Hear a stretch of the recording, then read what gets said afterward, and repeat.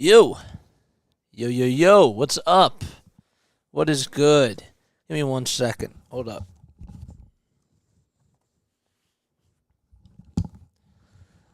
Bro, I've got to get a haircut soon. It's definitely starting to be that time. Hopefully you're all doing well. Hopefully you're all having yourselves a great day, man. I know that we got some Phillies baseball coming up, and well, yesterday it wasn't such a good day at the office for the Phillies. They lost 13-0. They got shut out. And that was just to say the least that it wasn't a good day. The hitters were horrendous, and the pitching was putrid. Seriously. And hopefully that doesn't happen today. I mean, the best thing that you have to pray for now is that they at least split the series, but something's going on. Something's not right. They're in a funk, and they have to snap out of it, and that's what it comes down to. And I trust that I still trust that they're going to get it together. There's still plenty of time left, and I understand that that is the case. But with that being said, you got to turn the ship around. And the only way to do that is to try to get on base and then just do the fundamentals correctly. The base running mistakes continue to be a problem. Yesterday, we saw runners in between first and second base, not knowing what to do. And they have to be better. Overall, as a team, they have to be better. Rob Thompson has to be better. He hasn't been pushing the right buttons. And hopefully they can come out with a dub today. So Aaron Nola will be on the mound, and we'll be facing Luis Cessa. As we're just about ready to get started, there was a little rain delay. So Bryson Stott will be leading things off. It'll be Trey Turner coming up right after him. Kyle Schwarber playing out in left field. Nick Castellanos at the DH spot. Brandon Marsh out in center field. JT Realmuto behind the plate. Al Bohm at first base. Jay Cave in right field. And Josh Harrison at third base. And then, Luis Cessa takes the bump. He has a 7 ERA in 9 innings pitched. 3 strikeouts, 5 walks. And he has not had the best record to start off the season. So, but yeah, thank you all so much for coming on here. Hello, for those of you that are new to my channel, my name is Jason Joseph. This is Play by Play with JJ, and yeah, so we couldn't do the Phillies game yesterday because we've been doing Sixers playoffs, and that'll be the case for tomorrow as well. So we will not be doing the Phillies game tomorrow night. We got the Sixers in Game 2 against the Brooklyn Nets. That was a good game. That was a good game. So, how about them Reds yesterday? Yeah, Carter. All right, so we're just about ready to get started. Yeah, yesterday's game was horrific. All right, Bryson Stott comes up to the plate. And we're getting things ready now at Great American Ballpark as the first pitch was down low for a ball. So Cessa, as I mentioned, is on the bump. He has a 7 ERA this season. Played with the Yankees. And here's Bryson Stott, who lifts that one high and deep out to right field. That's going back to the warning track, to the wall, and it just gets out of here. It barely landed in the first row, and that's a solo home run by Bryson Stott. That's how you lead off a ball game. It's a 1-0 ball game. Oof, that one got out it barely got out of here. But that's a good sign. All right, so now I got to update the scoreboard. 1-0 already, Philadelphia. Nice. So he now has a 16-game hitting streak, which ties the longest hitting streak to a start in a season for franchise history. And the last person to do that was Willie Jones, and that was back in 1950. So it's a 1-0 lead within the blink of an eye by the Phils. Good job by Bryson Stott. And that'll bring up Trey Turner. That was a fastball over the middle of the plate, and Stott got a good barrel on it, and he just got it out.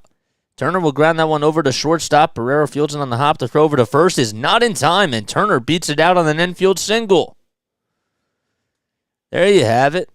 So back-to-back base hits for the Phils, and Turner gets aboard. So just to go over some defensive alignments, we have at first base, we got Vossler over at first. At second base, we got Jonathan India. At third, we have Spencer Steer, and actually Kevin Newman's over at shortstop today, not Barrero. But nonetheless, Turner's over at first. And the first pitch to Kyle Schwarber as he steps into the batter's box is taken below the knees for a ball. So then to wrap things up defensively, out in left field is TJ Friedel. In center field is Nick Senzel. And out in right field is Will Myers, who had himself a heck of a day yesterday. Next pitch was down low, and it's 2-0. Sessa gets set on the bump, and the pitch inside for ball 3. So a solo home run by Bryson Stott. That's his first career leadoff home run. And Turner gets on with an infield single. He takes a big lead over at first base. The 3-0 pitch to Schwarber. Down low for ball 4. So a home run, an infield single, and a walk to start things off for the Phillies. That's how you do it. Sessa, 9 pitches so far. It's not really had some good command over the plate. I mean, the Turner infield single, that's just going to happen because Turner is really fast. And here comes Nick Castellanos. Turner takes a lead off at second. The first pitch to Castellanos, swing and a miss on a slider at 81 miles per hour. So the rain seems to be settling down as of now. Don't want to jinx it. No balls, 1 strike. And the 0-1 pitch inside for a ball. We all know that Castellanos loves to hit a Great American Ballpark. He spent a lot of time there with the Cincinnati Reds after playing with the Chicago Cubs for about half a season. The 1-1 pitch. Down, low, and outside for ball 2. I didn't listen or watch the game yesterday because I got busy. I didn't even do it yesterday because I was doing the Sixers game. The 2-1 pitch. Swinging a ground ball over to the third base side, and it just hooks foul. Umpires for today. Well, behind the plate is Chris Guccione. At first base is David Rackley. Second base, Edwin Moscasco. And over at third is Jeremy Riggs. There's Rob Thompson in the dugout. It's 2 balls, 2 strikes to Castellanos. Nobody out in the top of the first. The Phillies lead 1-0. And the pitch. Down low and inside for ball 3. There's Brandon Marsh waiting on deck.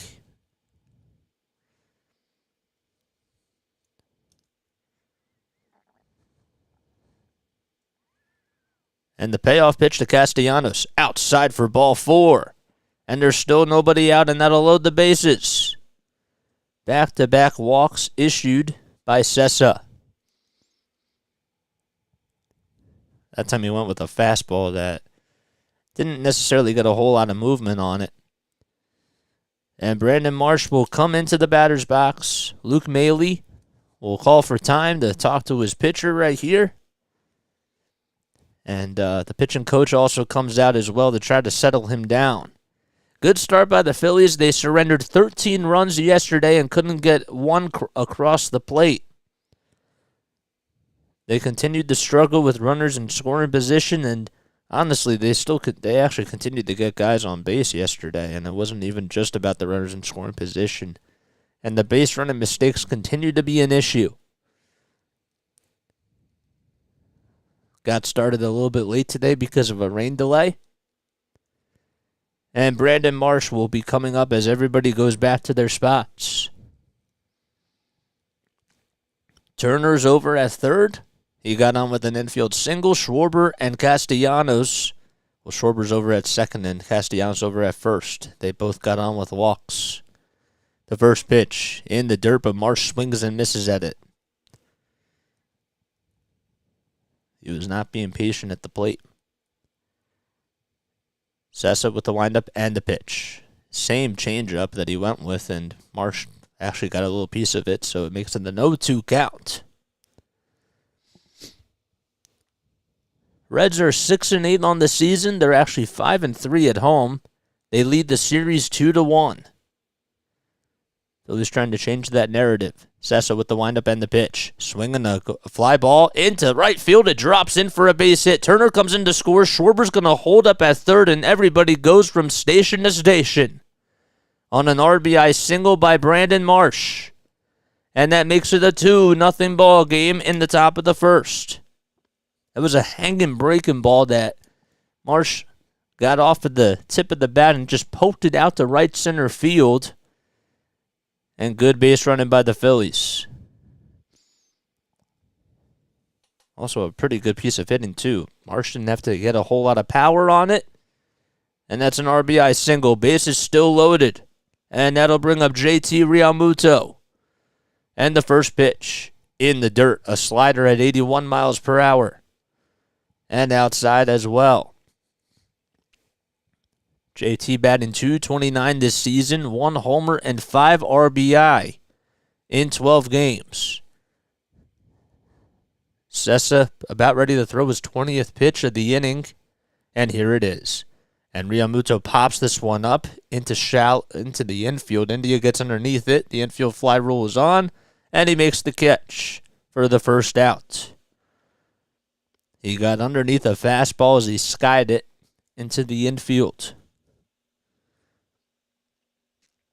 Again, in case you're just tuning in, my name is Jason Joseph. This is Play-by-Play with JJ. Hope you're all having yourselves a great Sunday afternoon. Don't forget to like. Don't forget to subscribe. Don't forget to hit the bell icon. Harry, thank you so much. I appreciate it, man. And here comes Alec Bohm. 1 out, bases loaded in the top of the first, and the Phillies lead 2-0. The first pitch to Bohm. Bohm grounds that one over to third base. It's knocked down by Steer, and everybody's going to be safe. An infield RBI single by Alec Bohm. And that makes it a 3-0 ball game.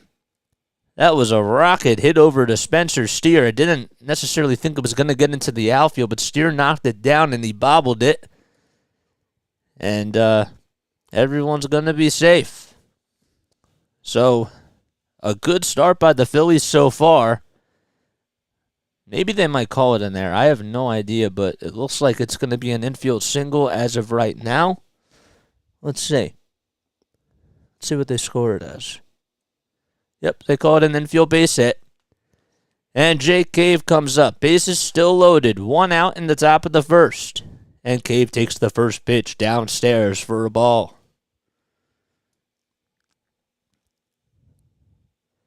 Josh Harrison waits on deck. Cave batting 8th today, playing over in right field, and Cave rips this one out to left center field. That's going back, and it's going to split the gap. 2 runs are going to come in to score. Castellanos and Marsh coming in. Here comes the third runner, and a 3-run double by Jake Cave. It's a bases clearing double. Bohm comes in, and it's now a 6-0 ball game. Oh, after being shut out 13-0 yesterday, the Phillies have scored 6 runs here in the first inning so far. Good piece of hitting by Jake Cave. It was a fastball right down the middle. He stayed with it, took it out to opposite field, and it bounced right off the wall. And Josh Harrison comes up. Cave over at second base. The first pitch to Harrison. Harrison pops this one out to shallow right field, and it just goes into foul territory. Still nobody warming up in the bullpen for the Reds. Harrison batting .176 on the season. He's 3 for 17, still looking for his first RBI. The second pitch. A ground ball that goes into the hole for another base hit. Rounding third base and coming in to score is Jake Cave, and it's now a 7-0 ball game. On an RBI single by Josh Harrison. And the 10th man to come up to the plate, which was Bryson Stott, who led the game off with a solo home run. He comes back up for the Phils. They have been exploding here on this rainy day. And now if you're David Bell, you wonder if you're at least going to get somebody warming up in the bullpen now. Still no signs yet. Stott comes up, and the first pitch. It's at the knees for a called strike. So the Phillies releasing all their frustration on yesterday afternoon's loss. Stott homered in his first at-bat, and Stott rips this one out to left field, and it just hooks foul. It's an 0-2 count to Bryson Stott. He extended his hitting streak to 17 games in a row.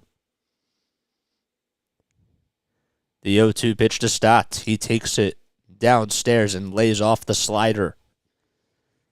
So Sessa has thrown 28 pitches and has allowed 7 earned runs in just a third of an inning. They're playing Stott to pull the 1-2 pitch, and Stott just gets a piece of it as it was fouled in and out of the glove of Luke Maley. Would have been a tough play.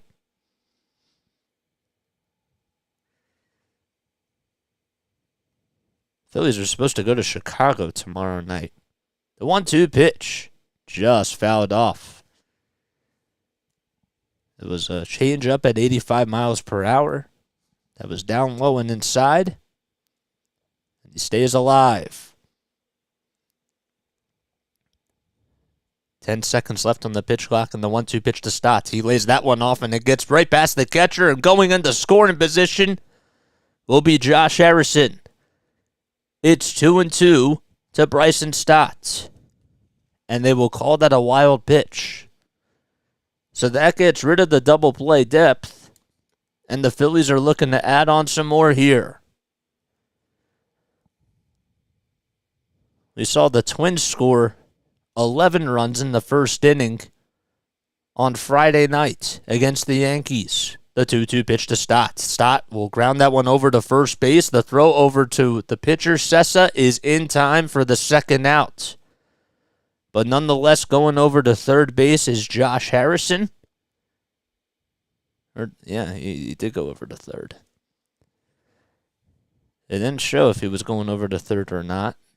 But Vossler fielded it on a hop and made an underhanded throw to Sessa. And there's 2 outs.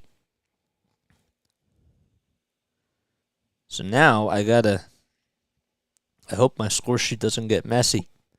Trey Turner comes up. He had an infield single. And the first pitch. Down low and outside for a ball. He scored on the RBI single by Brandon Marsh. Sessa with the 1-0 pitch. It's on the outside corner for a called strike.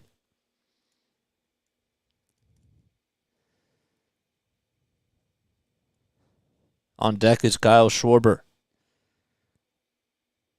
The 35th pitch by Sessa. It's outside and low for a ball. Pretty good crowd here at Great American Ballpark on this odd weather type of a day. The 2-1 pitch. Trey Turner grounds that one back up the middle, and the throw over to first is not in time. Another infield RBI single by Trey Turner. And that makes it an 8-0 ball game. It would have been honestly really hard for Newman to even make that throw regardless. It was a little bit of a high throw, but Turner beat it out nonetheless. So Turner is 2 for 2 on the day. And it's 8-0 Philadelphia. I think Turner actually may have beaten his time on the infield single this time around than even the first time. I wonder what his time was. Maybe we could compare. Here's Schwarber. And Schwarber rips that one out to right field, and it drops in for a base hit. Turner rounding third. It took a wicket up. He's going to come in to score. And an RBI double by Kyle Schwarber on this 9-0 first inning by the Phillies. It has been raining base hits for Philadelphia here in Cincinnati, and still nobody warming up in the bullpen. 8 hits in the first inning for the Phillies. I was just going to say, I thought that maybe it was going to hook foul, but it just hit the chalk on the right field line, and it took such a weird bounce that it actually hit the wall by the bullpen, and it got in between one of the fence areas, and Myers thought it was going to bounce over to the left, but it actually ended up going to his right, so he had to go get it. I guess I picked the right day to do this. And now, all of a sudden, another timeout is taken on the mound here. 37 pitches by Sessa, and he has allowed 9 runs in 2/3 of an inning. As I mentioned, the Twins had 11 in the first inning against the Yankees on Friday. Here's Nick Castellanos, and he swings and misses at the first pitch. Castellanos got aboard with a walk that would load the bases for the first time for the Phils. The 0-1 pitch. Castellanos rips that one out to right field, but Myers gets underneath it, and he'll make the catch for out number 3. But 13 men come up to the plate, and the Phillies score 9 runs on 8 hits. And we go to the bottom of the first inning. The Phillies lead 9-0.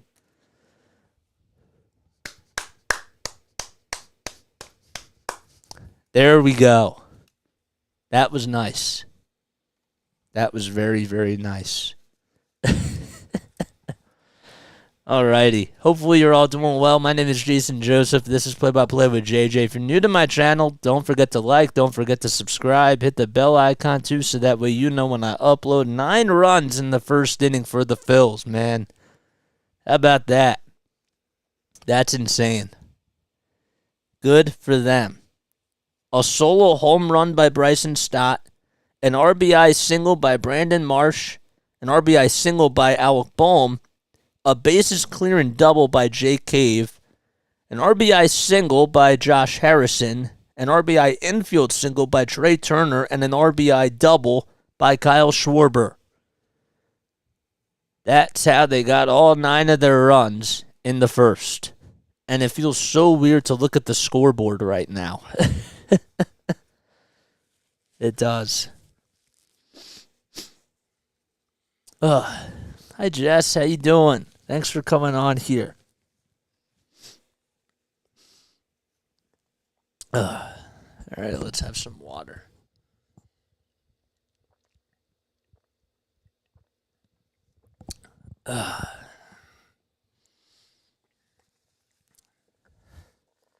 That's insane. I think my allergies are bothering me today.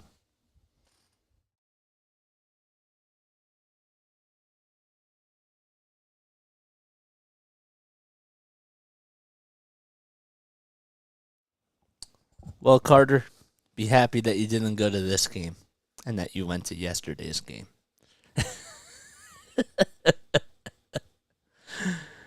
All right, so here come the Cincinnati Reds, as Aaron Nola will be on the bump, and the first pitch to Jonathan India is taken right at the knees for a called strike.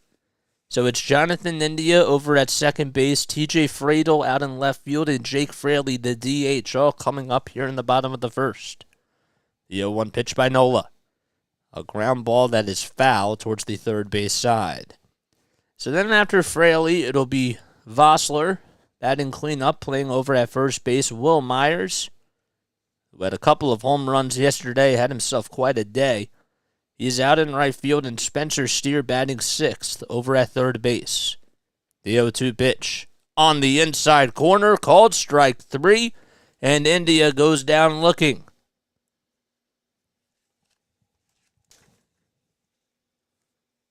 Well, it took the Phillies 5 batters for them, or 6 batters for them to get their first out, and, well, the Reds already got their first out. Nick Senzel, that's 7th. He's out in center field. And batting 8th is Kevin Newman over at shortstop, and Luke Maley will round things up, batting 9th at the catcher position. TJ Friedl comes up, and he takes the first pitch for a called strike right at the knees.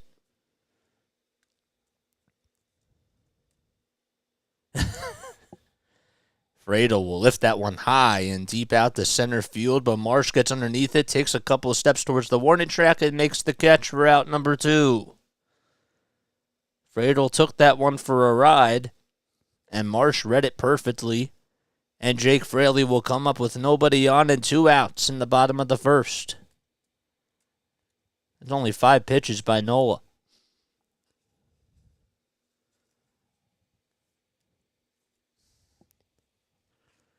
First pitch to Fraley. Just a little bit inside for a ball. That makes it a 1-0 count.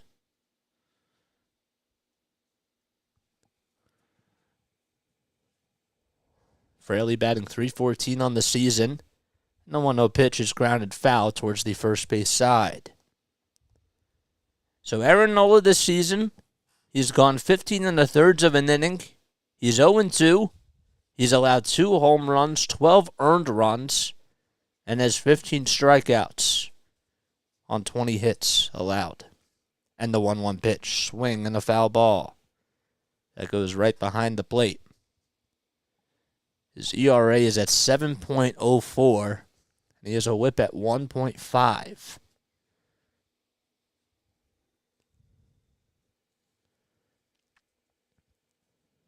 Eight seconds left on the pitch clock, and the 1-2 pitch to Fraley in the dirt for ball 2.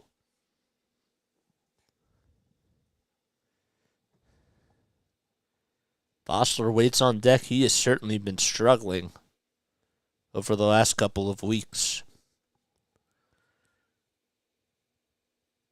And the pitch by Nola. On the inside corner, called strike 3. And 2 strikeouts in this first inning. Fraley thought it was a little bit inside. But nonetheless, 1, 2, 3 go the Reds. And we go to the top of the second inning. The Phillies up 9-0.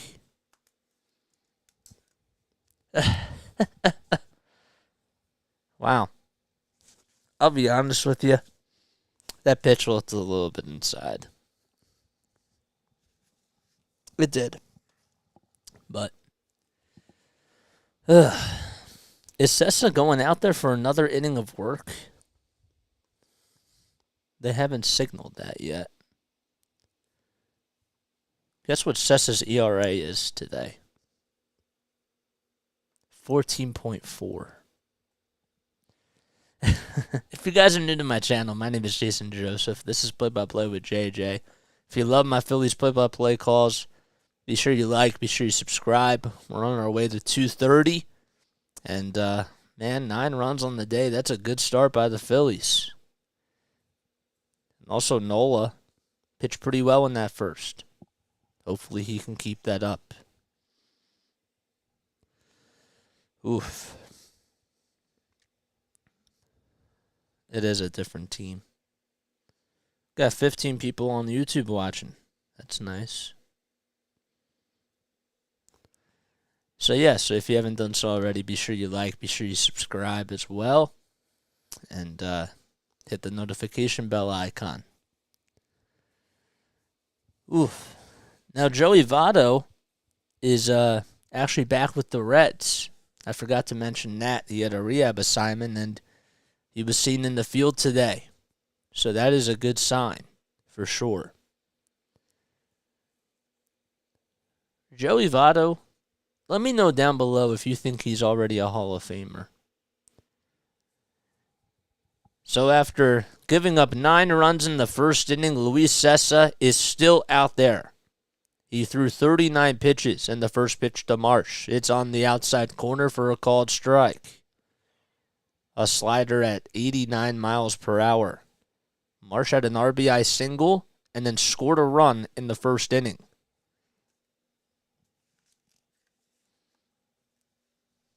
So is Joey Votto a Hall of Famer? No balls, 2 strikes on the foul ball. And the pitch by Sessa. Way up high for a ball. Excuse me.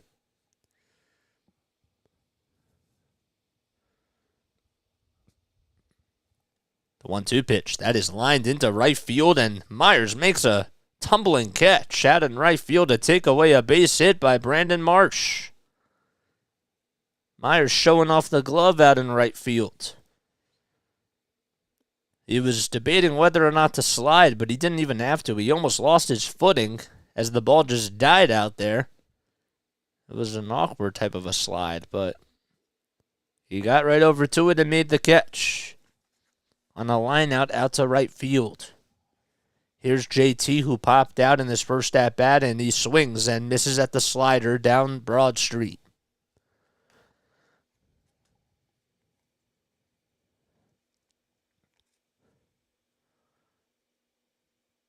And the 0-1 pitch. That's grounded foul towards home plate. Remember a couple of years ago that John Middleton, when they were trying to re-sign JT, they said that he wouldn't even trade JT for Babe Ruth. The 0-2 pitch to Realmuto. He rips that one out to left center field. That's going back to the warning track, to the wall, and it just hits off the very top of the wall. And JT gets in there safely with a stand-up double. It's now 9-0 still on a big double by Realmuto.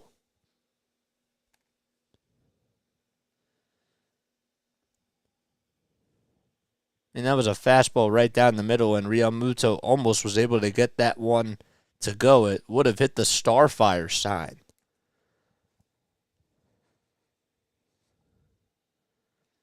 Here's Alec Boehm with another runner in scoring position. And the first pitch is way up high in this at-bat for a ball. Boehm had an RBI single back in the first inning. And they also scored a run. JT over at second base. Marsh lined out to right field on a nice catch by Will Myers to get the first out. The 1-0 pitch, that's ripped out to center field. And Friedel comes in and he makes the catch. For out number 2, that ball was smoked. And that was actually Nick Senzel. I stand corrected. Boehm just hit that one really sharply. And Jake Cave comes up, who had a 3-run double.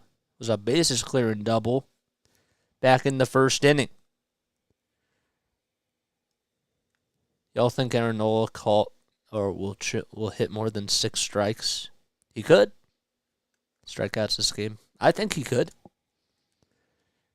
The first pitch to Jake Cave. It's on the outside corner for a called strike.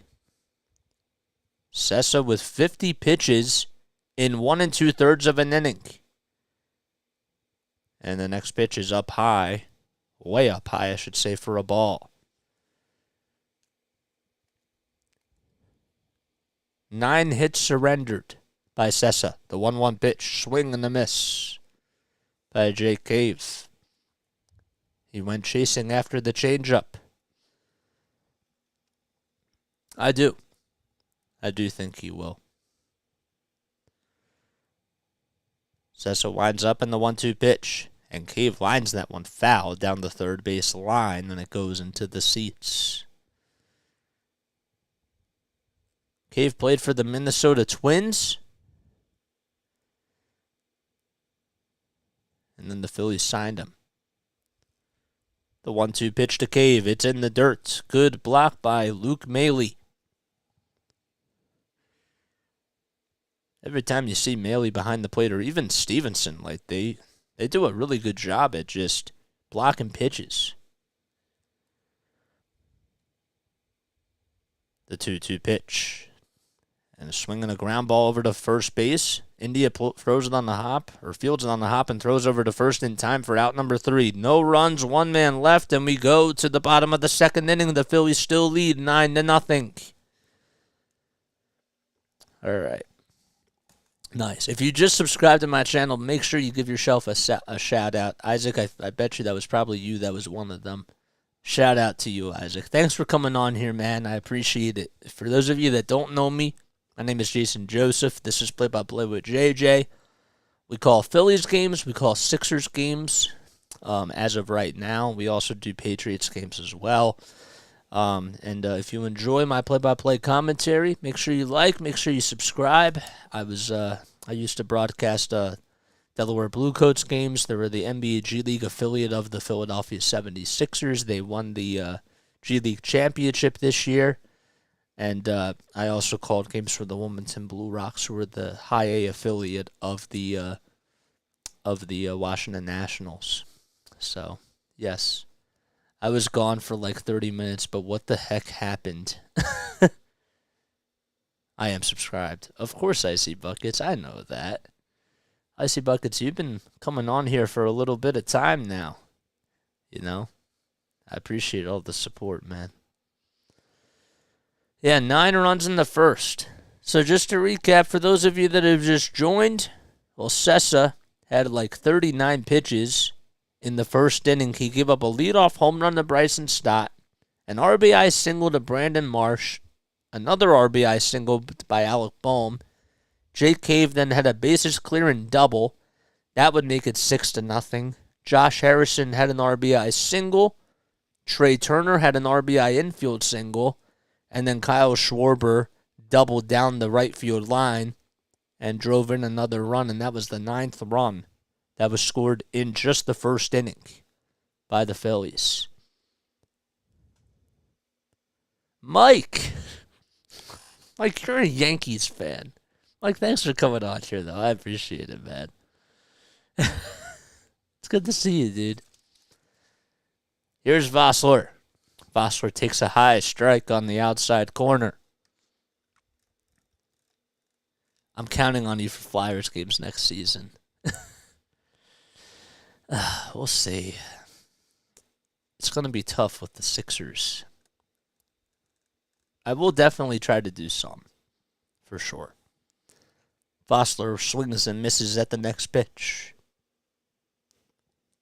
Stott is 1 for 2. The 0-2 pitch by Nola. It's in the dirt for a ball. A knuckle curve. So Nola struck out Jonathan India. He then got TJ Fradel to fly out to center field and then would strike out Jake Fraley to retire the side in the first. And the 1-2 pitch to Vossler. High fly ball out to center field. Trey Turner backs up and he makes the catch. Got underneath it, and Vossler got underneath that pitch. And there's one away.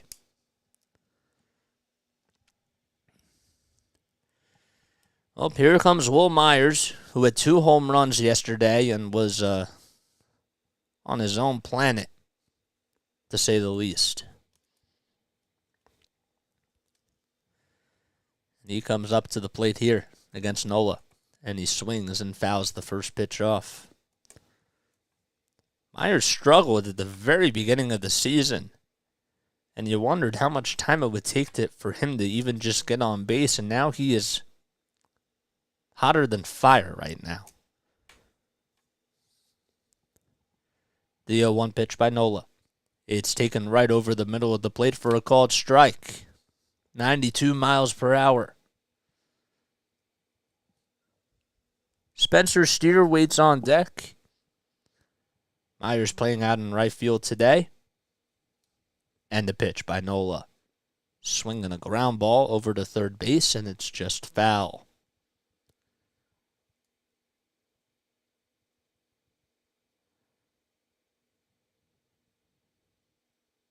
Just looking at a list over here, and I was thinking, on that list, you got Scooter Gennett.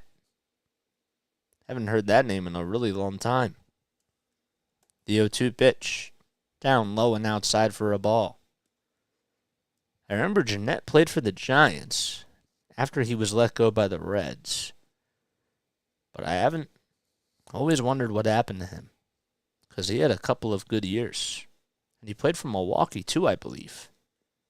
Can somebody fact check that?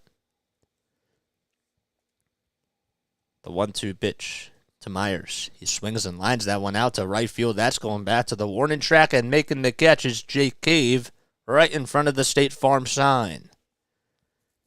And Myers is retired. 2 outs in the bottom of the second inning. The Phillies lead 9-0. 19 pitches by Nola in 1 2/3 of an inning so far.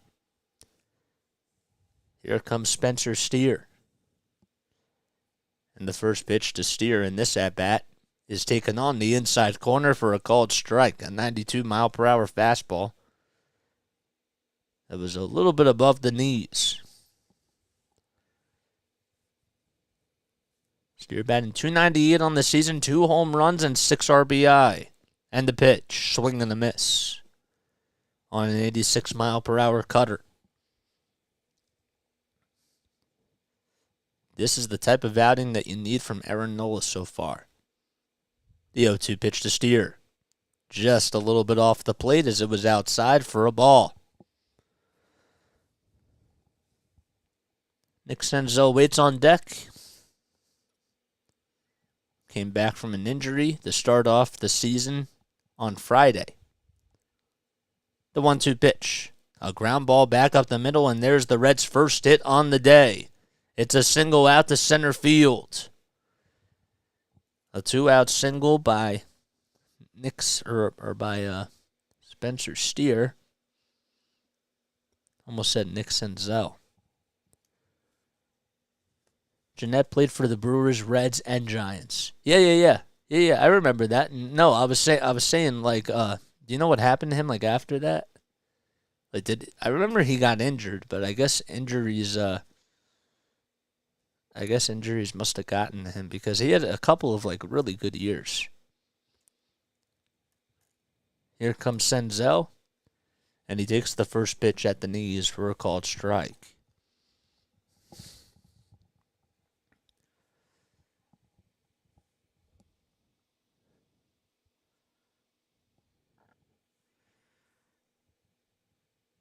And the 0-1 pitch, just a little bit off the plate for a ball. Well, the Cleveland Guardians, they're winning 4-3 against the Washington Nationals, but that's in the bottom of the 6th. There's actually a runner over at second base for Washington. The 1-1 pitch, swinging a ground ball. It's a high chopper over to third base, and it hooks foul. And that makes it a 1-2 count. The Rays, even though their winning streak is over, they are up 7-1 against the Toronto Blue Jays. That game is in the top of the 5th inning. The Red Sox lead the Angels 2-1 in the bottom of the 7th, and the Yankees lead 1-0 in the bottom of the 6th against the Twins. The 1-2 pitch, swing and a foul tip that just lands out of the glove.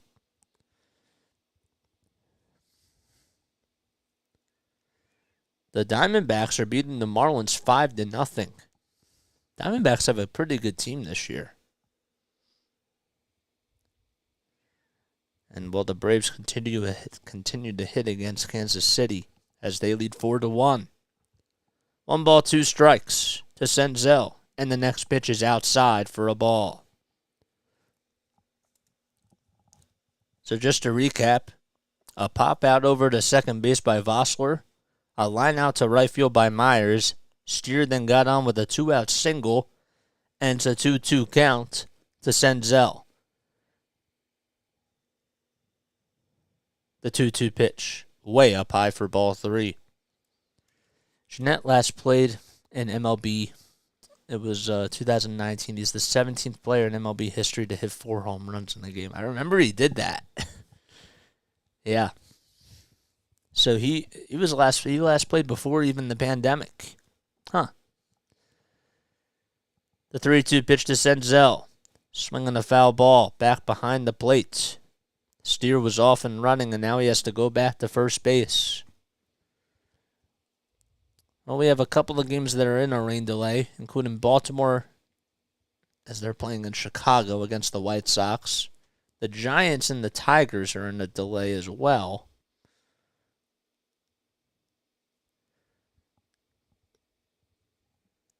And the payoff pitch, just a little bit up high for ball 4. Nola did not get the call that time. And here comes Kevin Newman.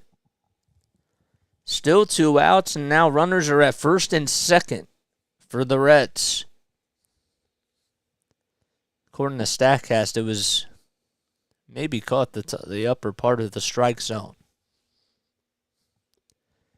Newman batting .154 with a home run and 4 RBI.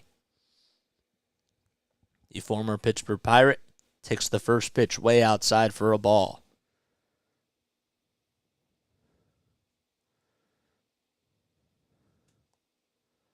Graham Ashcraft pitched yesterday for the Cincinnati Reds and was absolutely dominant. He went 6 innings, didn't even allow a run, had 4 strikeouts. He gave up 4 hits and 4 walks, but he worked himself out of a couple of jams. The 1-0 pitch, swing and a miss. Nola still out there on the bump for the Phils. And the 1-1 pitch. A fly ball that hooks foul towards the first base side and goes out of play. On deck is Luke Maley, who's behind the plate today for Tyler Stevenson, who continues to hit really well for the Reds.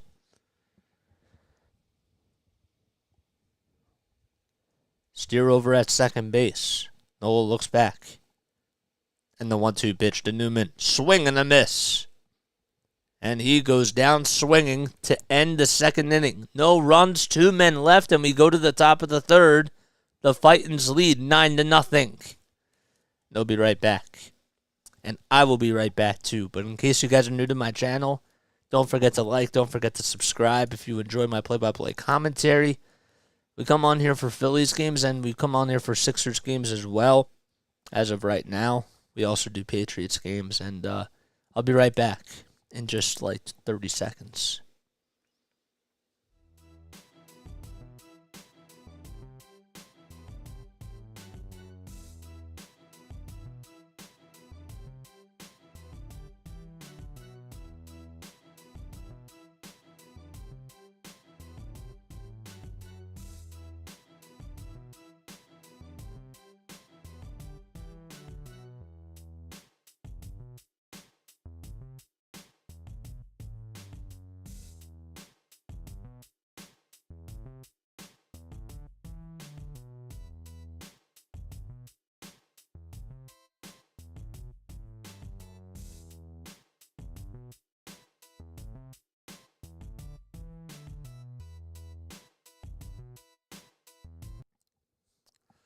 Alrighty.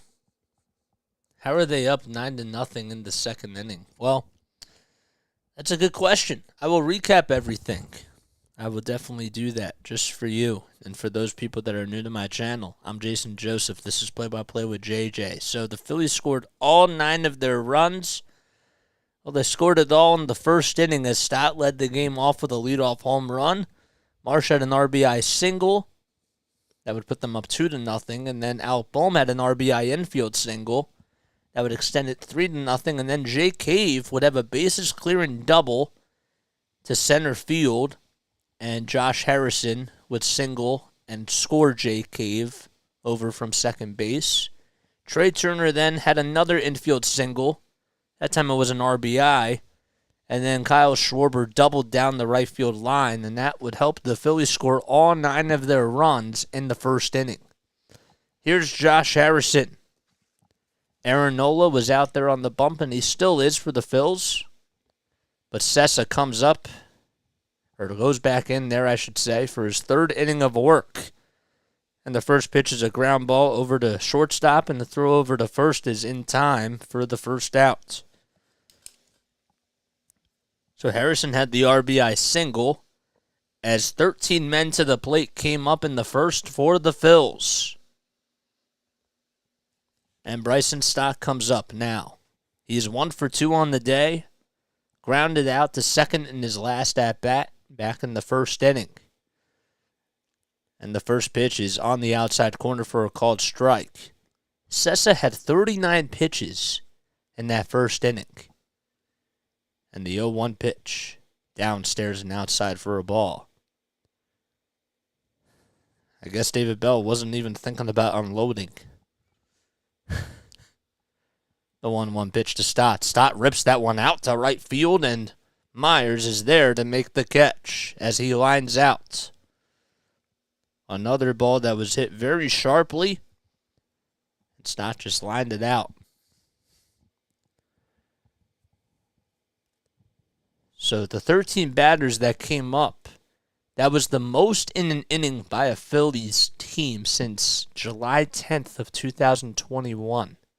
That was when they played against the Red Sox. And the first pitch to Trey Turner is outside and high for a ball. Turner batting .328 on the season. He has scored 2 runs and has had 2 singles. And there's another one as it goes opposite field and it goes into right field for another base hit. But this time it's not an infield single. So he didn't even have to hustle down the line like he did the first 2 times. And Kyle Schwarber now comes up for the Phils. Schwarber is 1 for 1. He walked, he doubled, he scored a run, and had an RBI on that double back in the first. The first pitch, he takes up high and outside for a ball. It was a changeup at 86 miles per hour. See if the Phillies can try to extend their lead here. And the 1-0 pitch, just below the knees for a ball.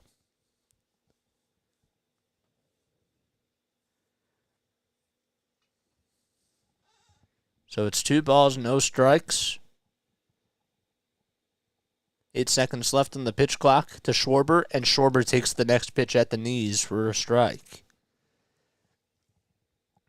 No way we're repeating as NL champs. Well, I mean, when you're starting out the season like this, I mean, who would think that would be the case? 2-1 pitch is outside and low for a ball. But even so, the Phillies got off to a bad start last year, and they made it all the way. Anything is possible. The 3-1 pitch to Schwarber, and he takes that one right at the knees for a called strike. And even the camera operator thought it was ball 4 as the operator started zooming in. You don't like the Mets? I feel you on that as a fan. Schwarber still up at the plate. And the payoff pitch, it's inside. Did they check his swing? They appeal over at third, and they say that he did not go. And Schwarber gets on for the 3rd time today.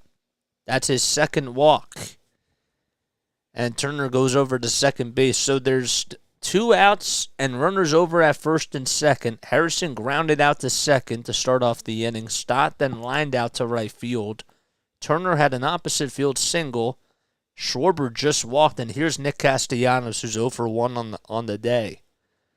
And Castellanos rips that one off the glove of Newman, and everyone's going to be safe. Turner rounding third, coming in to score, and he slides in safely.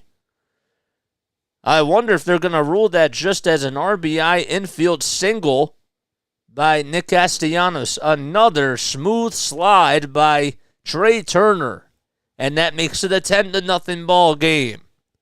He was running for his life. See what they score that there. It's going to be an RBI infield single. That's what they're going to call it. That ball was a rocket.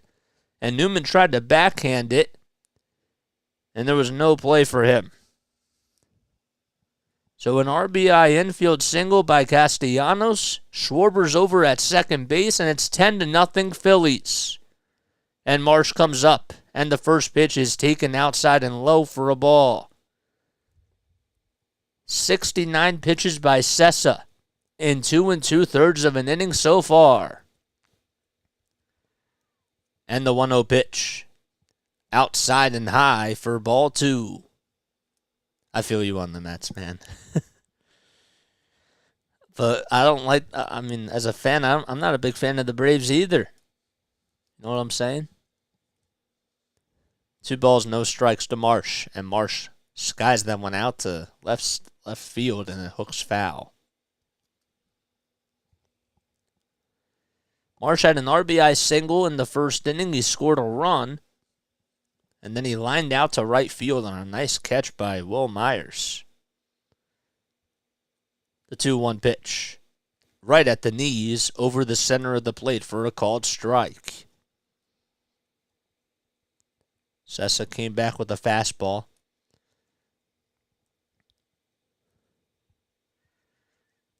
Schwarber over at second, Castellanos at first. And the 2-2 pitch to Marsh. He fouls that one off towards the first base side, and there was a little chopper that goes over towards the first base dugout.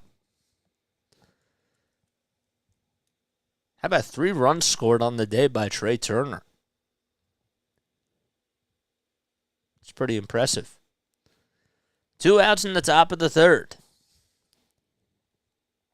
Phillies lead 10-0, and the 2-2 pitch. He held his swing. It was in the dirt. They appealed no swing just in case over at the third base side. So it's a 3-2 count now. Let me update the scoreboard here.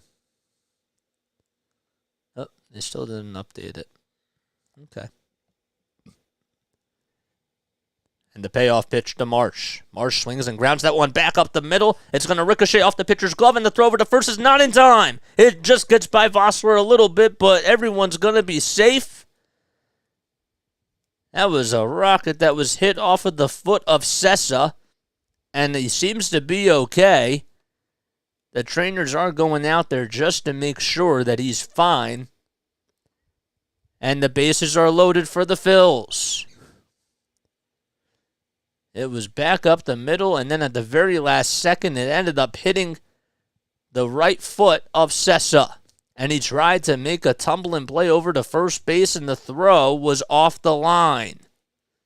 But luckily, Vossler got there. Marsh would have been out. But they will still rule it as an infield single. And now, finally, after 10 runs have been surrendered by the Reds, Fernando Cruz is warming up in the bullpen. So they will say it's an infield single by Marsh. And that's the 4th infield single on the day. I wonder what the record is for the Phillies in just 3 innings of work.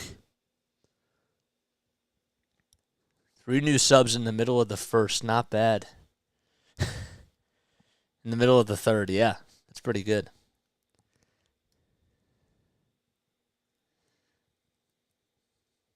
So it's 10-0. I can't because then it's ahead, and this is behind, and that defeats the purpose. Here's JT Realmuto. He swings and misses at the first pitch for a called strike. It's 10-0 Philadelphia with the bases loaded in the top of the third inning. JT is 1 for 2 on the day. And the 0-1 pitch in the dirt for a ball. I wonder what his ERA is now. 1 ball, 1 strike. Sessa getting ready to throw his 78th pitch on the afternoon. And the pitch to JT.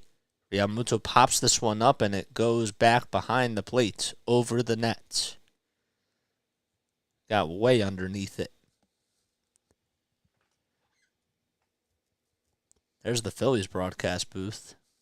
Right next to them is Bally Sports 1, and then they got the radio station booth. The 1-2 pitch to JT. He lines that one over to third base, and it's caught by Steer on a line. He hit it sharply, but that'll do it. The Phillies leave the bases loaded, but they add another run thanks to an RBI single by Nick Castellanos. And we go to the bottom of the third. The Phillies lead 10-0. Whew.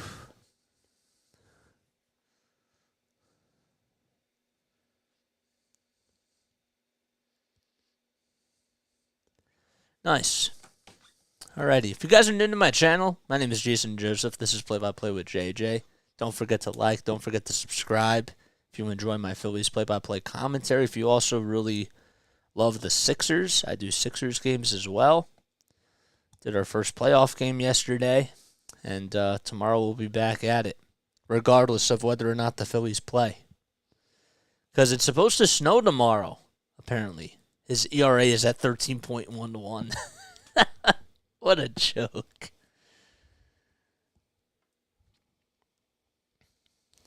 The funny part is that the Phillies were shut out 13-0 yesterday, and it's been a.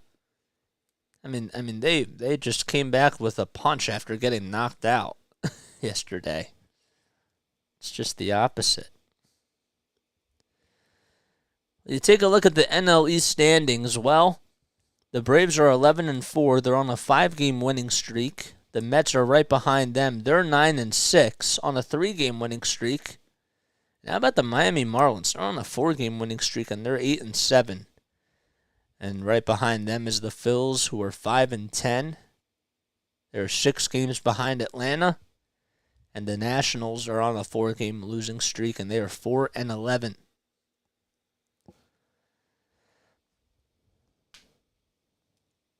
Yankees just scored another run. So it's 2-0 Yankees in the bottom of the 7th. And then the Cleveland Guardians scored 2 more runs in their top half of the 7th inning. So they lead 6-3 against the Nationals.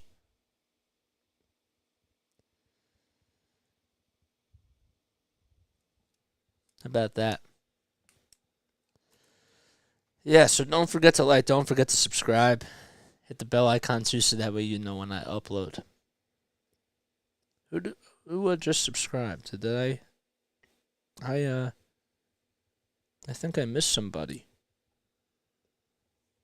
Did I just miss somebody? Whooshy. Thanks for subscribing, Whooshy. I appreciate it. Gotta give you a shout out. All right, here's Luke Maley, who will lead off the bottom of the 3rd inning. He's the only batter that hasn't hit today for either team. The first pitch was taken for a strike. The second pitch is a knuckle curve at 79 miles per hour, and that's taken for a strike at the knees. So it's no balls and 2 strikes. Luke is batting 125 on the season. Hasn't gotten a whole lot of playing time because Tyler Stevenson has been the everyday catcher. The 0-2 pitch, he gets fooled on a knuckle curve and swings and misses at it for another strikeout by Nola. That's his 4th on the day. It's been smooth sailing for Aaron Nola so far. And Jonathan India will come up and will flip the lineup card. It's funny because Nola's first 2 strikeouts, which were back in the 1st inning, one of them was Jonathan India, who was coming up to the plate as he takes the first pitch. It looked like it was a strike, but they say it was a ball on the inside high part of the plate. I was just going to mention that India, that the first 2 strikeouts that Nola had were backwards Ks, and the next 2 were regular strikeouts. There's a high fly ball out to left field, and it's going to hit off the top of the wall, and Jonathan India will get in there safely, standing up at second base on a 1-out double. So Jonathan India has an 8-game hitting streak now, as both of his shin guards must have fallen off or something, and he's just holding them for the bat boy. India has just been continuing to see the ball very well. It landed right off of the current construction sign. And that is the first extra base hit given up by Nola today. TJ Fradel comes up, and the first pitch is outside for a ball. I tell you, TJ has been hitting the ball very well this season. He has some power in the bat and has been making some solid contact. 1-0 pitch, outside and low for a ball. In some ways, I know that this will probably throw people off a little bit, but he kind of reminds me a little bit of Jesse Winker, just with the batting stance. The 2-0 pitch, a ground ball over towards the first base side, backhanded by Bohm. The throw over to Nola to the first base bag is in time for the 2nd out. India does go over to third base, and Fradel grounds out to first base. Oof, had some tongue twisters there.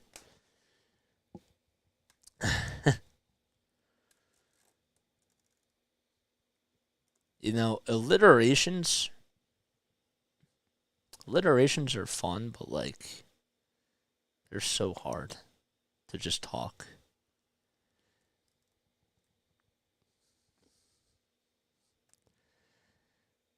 Here's Jake Fraley.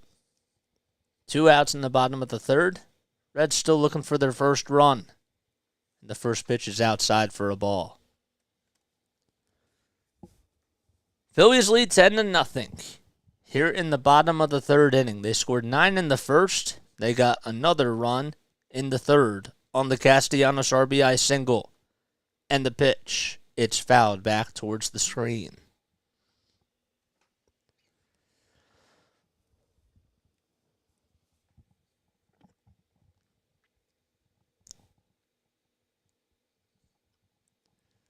I guess it's a cold day in Cincinnati. What's the weather out there? 54 degrees. The 1-1 pitch, way up high for ball 2. They say it's 54 degrees and cloudy. Not a whole lot of wind. Ball was carrying yesterday. The 1-1 pitch to Fraley. Swings in a ground ball over to first base, and that gets underneath the glove of Alec Bohm. It goes all the way into right field. So coming in to score is Jonathan India, and going over to third base is Jake Fraley. The throw over to third base by Stott is not in time. It's an RBI triple by Jake Fraley, and that gives the Reds a run. It got underneath the glove of Alec Bohm at the first base line. Bohm not too happy with himself. Yep, it was a routine ground ball over to first base, and Bohm just could not get there. Easy play, too. So let's see what they rule it as here. As of now, I'm going to say that it's a single. Yep, or a triple, and that's what they will call it. And the first pitch to Vossler. It's 1 ball, no strikes, as the first pitch was up high and outside. So it's 10-1 on the RBI triple. Honestly, it should probably go as an error. The 1-0 pitch, it's fouled off, and it just goes behind the first base dugout. JT took off the mask, thinking that maybe he would have a play. But nope. Yeah, Bohm should have definitely had that. He had his glove placed the right spot, but it just got past him. 1 ball, 1 strike to Vossler. Jason Vossler is 0 for 1 on the day. And the 1-1 pitch inside for ball 2.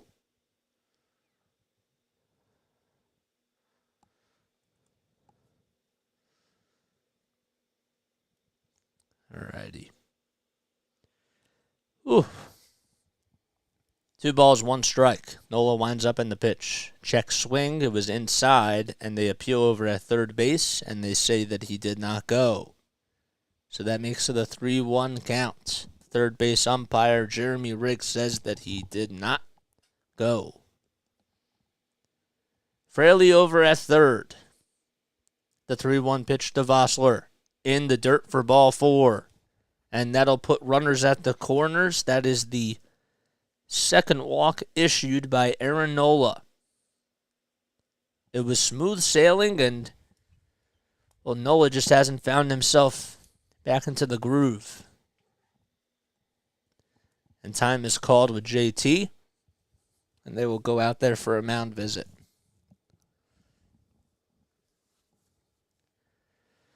Phillies go to Chicago tomorrow. They will face the White Sox.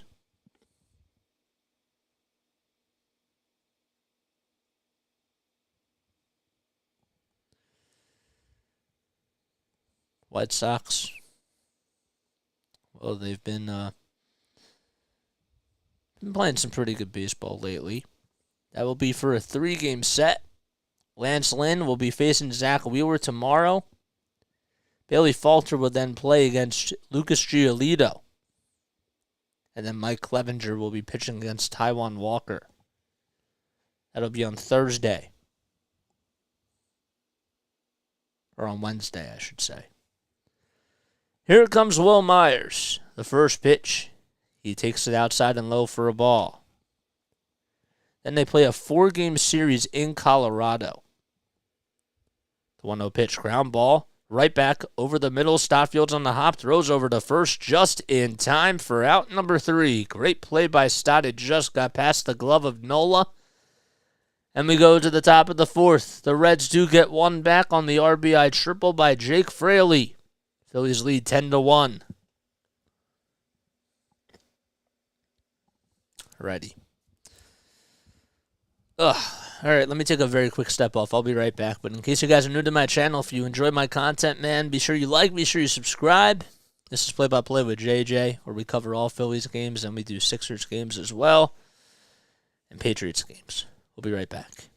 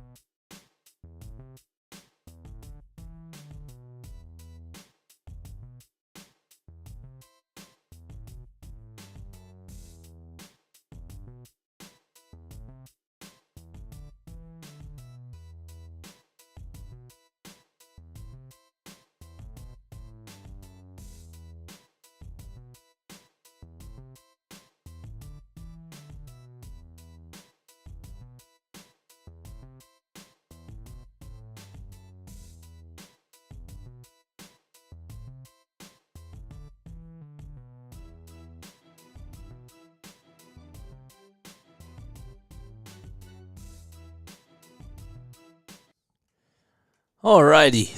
Hello, what's going on, guys? Bryson Stott honestly made a really good play. I probably didn't give that play a little bit of justice as I probably should have. It was a backhanded play that was right over the middle. It got past the glove of Aaron Nola. Stott backhanded it and threw it on the run over to first base to just get Myers out. So here we are in the top of the 4th inning. Alec Bohm steps into the batter's box. The first pitch is down low for a ball, but they appeal over at first base. And the first base umpire said he did not go around. Bohm lined out to center field, but also had an RBI infield single. The 1-0 pitch by Sessa, who's still out there on the bump. It's on the outside corner for a called strike. Sessa has given up 10 runs in 3 innings. 9 of those runs came in the first. The 1-1 pitch. Bohm lines that one down the left field line. It's a fair ball. It goes right into the far corner. Bohm will at least get 2 here. Friedel gets over to it, and Bohm starts things off with a leadoff double in the top of the 4th. They just continue to hit the ball really hard off of him. Another fastball that was elevated right over the middle. Bohm hit it down the left field line. India looking back at him saying, that was a rocket that you hit. And here's Jake Cave. Cave will ground that one right past the glove of India into right field for a base hit. Bohm rounding third base, and he comes in to score. It's another RBI single by Jake Cave. 11-1 Philadelphia. Was still nobody out in the top of the 4th inning. I mean, forget what we've said throughout the entire couple of weeks about this team hitting with runners in scoring position. Because it seems like that they've just been doing that like all day today. It's 11-1 Phillies.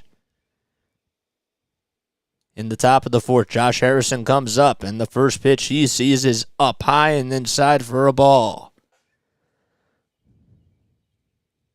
Harrison had the RBI single back in the 1st and then scored a run. That was his first RBI on the season. 1-0 pitch taken way down low for ball 2.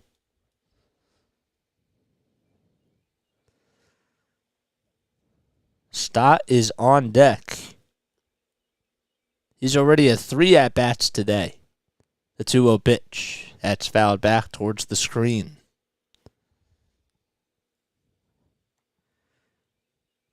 So an 11-1 Phillies lead. in the top of the fourth. The 2-1 pitch, swing and a miss. And that's the second strike to Josh Harrison.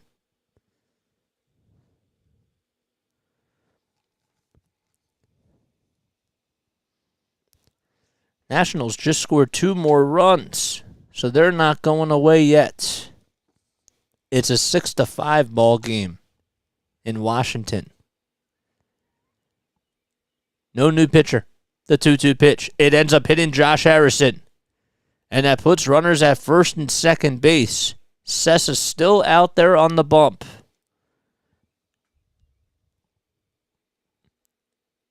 Absolutely unbelievable. And now Bryson Stott will come up to the plate. And this is the fourth time that we will be flipping the lineup card for the Phillies. And we're only in the top of the fourth inning. And now David Bell comes out there, and finally, it looks like the afternoon of Sessa is done. 88 pitches, he allowed 11 earned runs, and the runners over at first and second are still his responsibility. So we have a pitching change. Fernando Cruz was warming up a little bit ago, but I guess he's coming in, but they haven't signaled that just yet. But we'll be right back. That is crazy. I've never heard of a manager that let his pitcher just give up 11 earned runs and still kept him out there, for a while. It's wild. If you guys are new to my channel, don't forget to like, don't forget to subscribe. Hit the bell icon too so that way you know when I upload. I really appreciate you guys for being on here today. I didn't really know if I was going to come on. Thought maybe I could use the day off, but I slept really, really well last night, and I needed that. Just getting used to this whole new routine. It's been a lot, but I wanted to come on today, and honestly, I guess it was a good thing that I came on.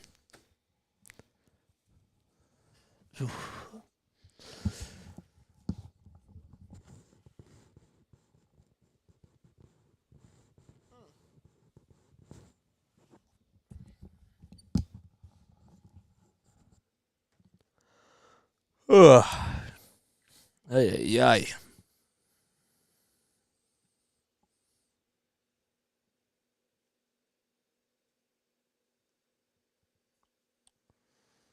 Got 11 people on here. All right.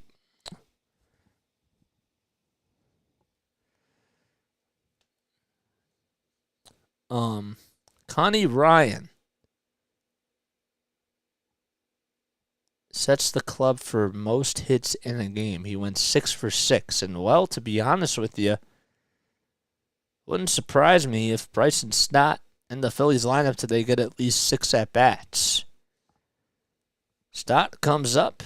He lines that one over to right field and it hooks foul. He is 1 for 3 on the day.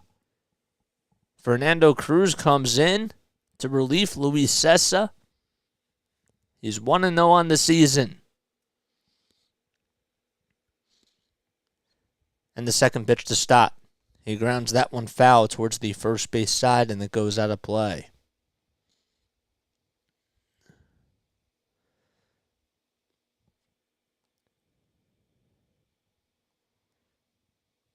Cruz has gone 8 innings this season, has allowed 5 earned runs, 6 strikeouts. The 0-2 pitch to Stott. And he gets fooled on an off-speed splitter. And he goes down swinging, so he is now 1 for 4. And that's the first out in the 4th inning.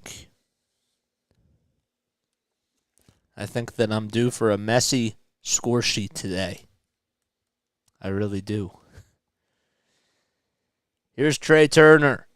He has singled all 3 times he's come up in the first pitch. And Maley does a good job at blocking that one. Jake Cave is still over at second base.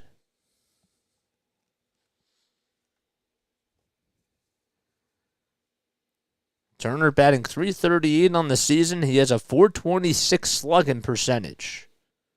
Only 3 RBI. You scored 3 runs today. The 1-0 pitch. Way outside for ball 2. It was a slider at 86 miles per hour. Carter, did you just unsubscribe? 2 balls, no strikes, and the 2-0 pitch. On the outside corner for a called strike.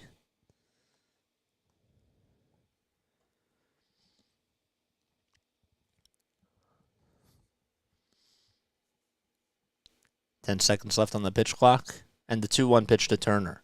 Down low and inside for ball 3. The last Phillies player with 4 hits in the first 4 innings was Gary Maddox. That was against the Chicago Cubs. The 3-1 pitch. Way outside for ball 4, and that's the 4th time that Trey Turner has gotten on today. And that'll load the bases for Kyle Schwarber. There's 1 out in the top of the 4th inning. Cruz has already given up a walk, but he struck out a batter. Oh, it wasn't you. Okay. Every time somebody else subscribes, I feel like it's you because, like, I remember you said, like, if the Reds lose, I'm subscribing. Here's Kyle Schwarber, and the first pitch is inside and low for a ball. Every time somebody does it. What inning do you think they'll take out Aaron Nola? They're probably going to let him go until at least the 6th inning. You know? 1 ball, no strikes to Schwarber. And the 1-0 pitch. That's lined foul down the first base line. 14 hits on the day for the Phils. They have scored 11 runs in 3 1/3 of an inning. Cave over at third, Harrison at second, and Turner over at first.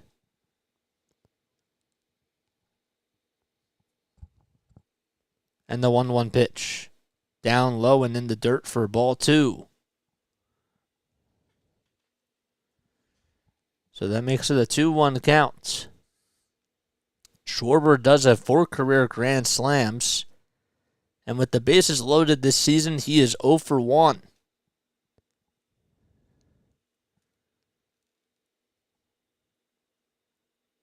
Two balls, 1 strike to Schwarber, and the 2-1 pitch. It was a check swing, but nonetheless, it was called a strike on the inside corner. Schwarber hesitated a little bit, and he decided to take it at the very last second, but it was called a strike regardless. Cruz with the windup and the 2-2 pitch. Swing and a miss. And Schwarber goes down swinging and strikes out. He is retired for the first time today. It was a high fastball at 92 miles per hour, and Nick Castellanos comes up for the Phils.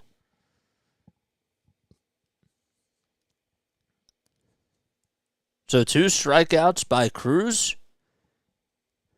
And here's Castellanos. And Castellanos will pop this one up towards shallow right field. Vossler gets underneath the baseball, and he'll make the catch for out number 3. The Phillies leave the bases loaded, but they still lead by a score of 11-1 as we go to the bottom of the 4th inning. Oof. Who keeps unsubscribing and subscribing? That's funny. I'd be angry if I was Sessa. I feel you. I'd be angry too. I do apologize if my energy is not as high today. I've been I don't know, I think I'm just like letting this start to catch up to me, you know, just because I'm not used to it. But it's good. It's good for me to do this because I'll be completely honest with you guys. When I was applying for like jobs like months and months ago, and you know, the great Scott Fransky told me that I needed to get reps. And so I had an opportunity to go to Oklahoma, for a sports broadcasting job. And because I never did this every day, that was the reason why, forget about moving from New Jersey to Oklahoma and not getting paid that much. I wasn't used to this.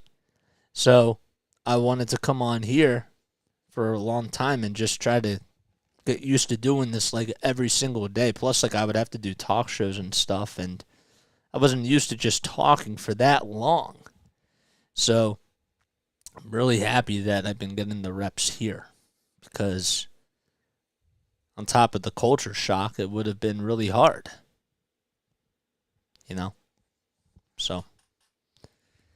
So far so good. But yes, my energy is a little bit lower today than I'd like it to be. Here we go to the bottom of the fourth. Spencer Steer comes up, and the first pitch is outside and high for a ball. Alrighty. Steer had a single back in the second inning, as raises batting average to .313. The 1-0 pitch. It was taken outside for a ball.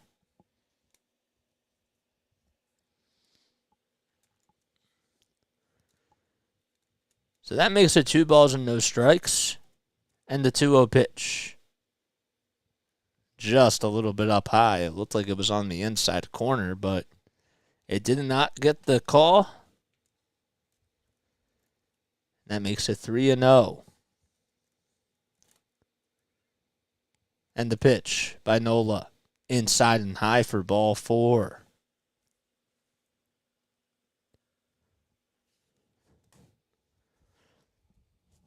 .57 pitches by Nola so far, as we're here in the bottom of the fourth inning.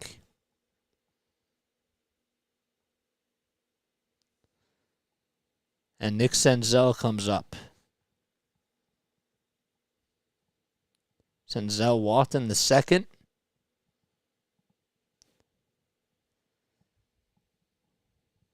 And the first pitch, that is lined out to right field and hooks foul. What a catch by that fan. He had his glove ready. Looked like he was pretty young. He just made the beautiful grab out in right field.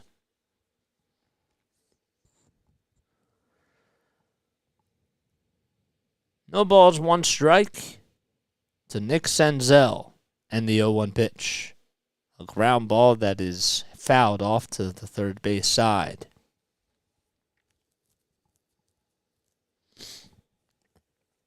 Oof.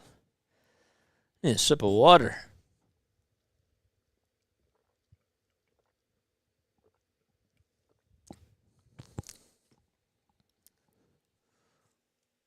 Lead off over at first by Steer.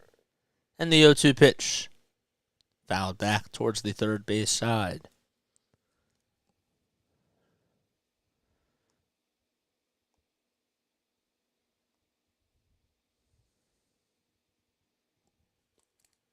So Nola today has 60 pitches so far.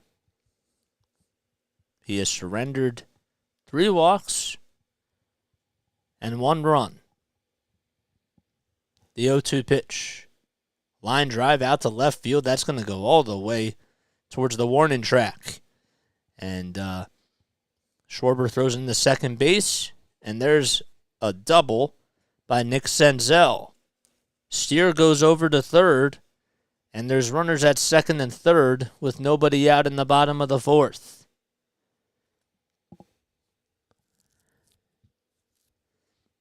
That ball was hit like it was out of a cannon or something out to left field.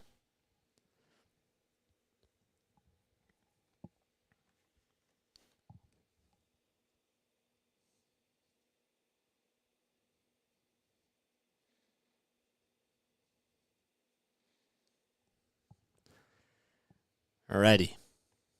Kevin Newman comes up, and he lines the first pitch foul towards the third base side. He struck out in the second inning, So that's lowered his batting average to 148 on the season. In case you're wondering, the Nationals just tied it up, and they're actually looking to go ahead against the Cleveland Guardians in the bottom of the 8th. The 0-1 pitch outside for a ball.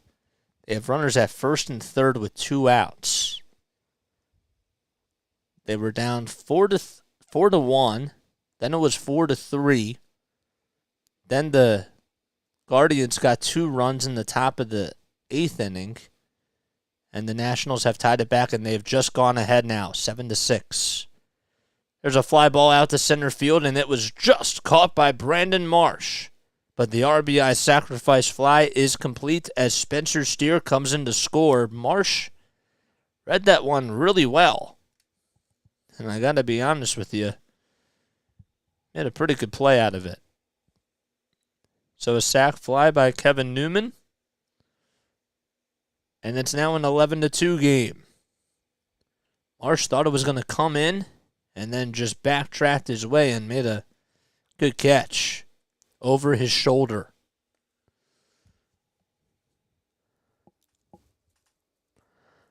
So there's 1 out and a runner over at second base.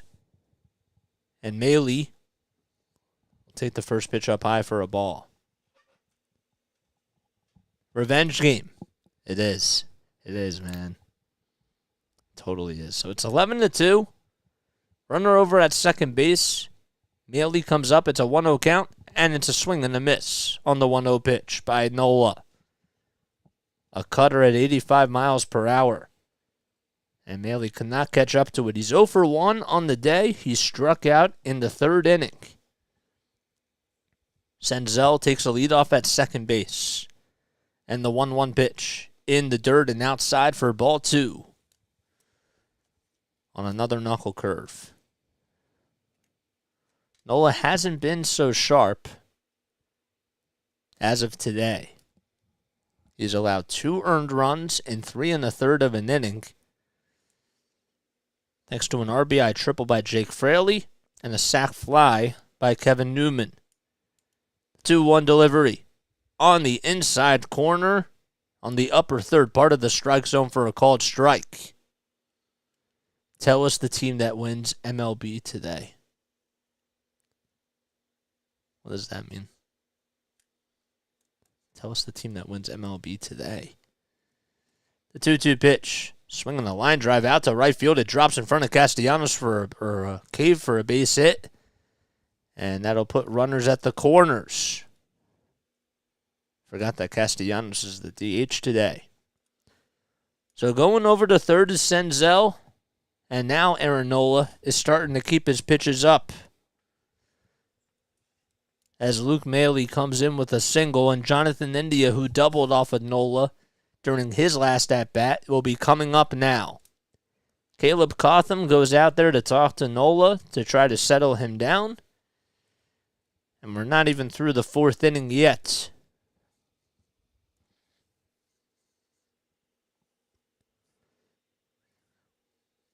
Yeah, I don't know what that means. Tell us the team that wins MLB today. Nationals just took the lead, and they go to the top of the 9th. That's incredible. They've come back. And that makes it a 7-6 ball game. In case you guys are new to my channel, as always, don't forget to like, don't forget to subscribe. Hit the bell icon, too, so that way you know when I upload.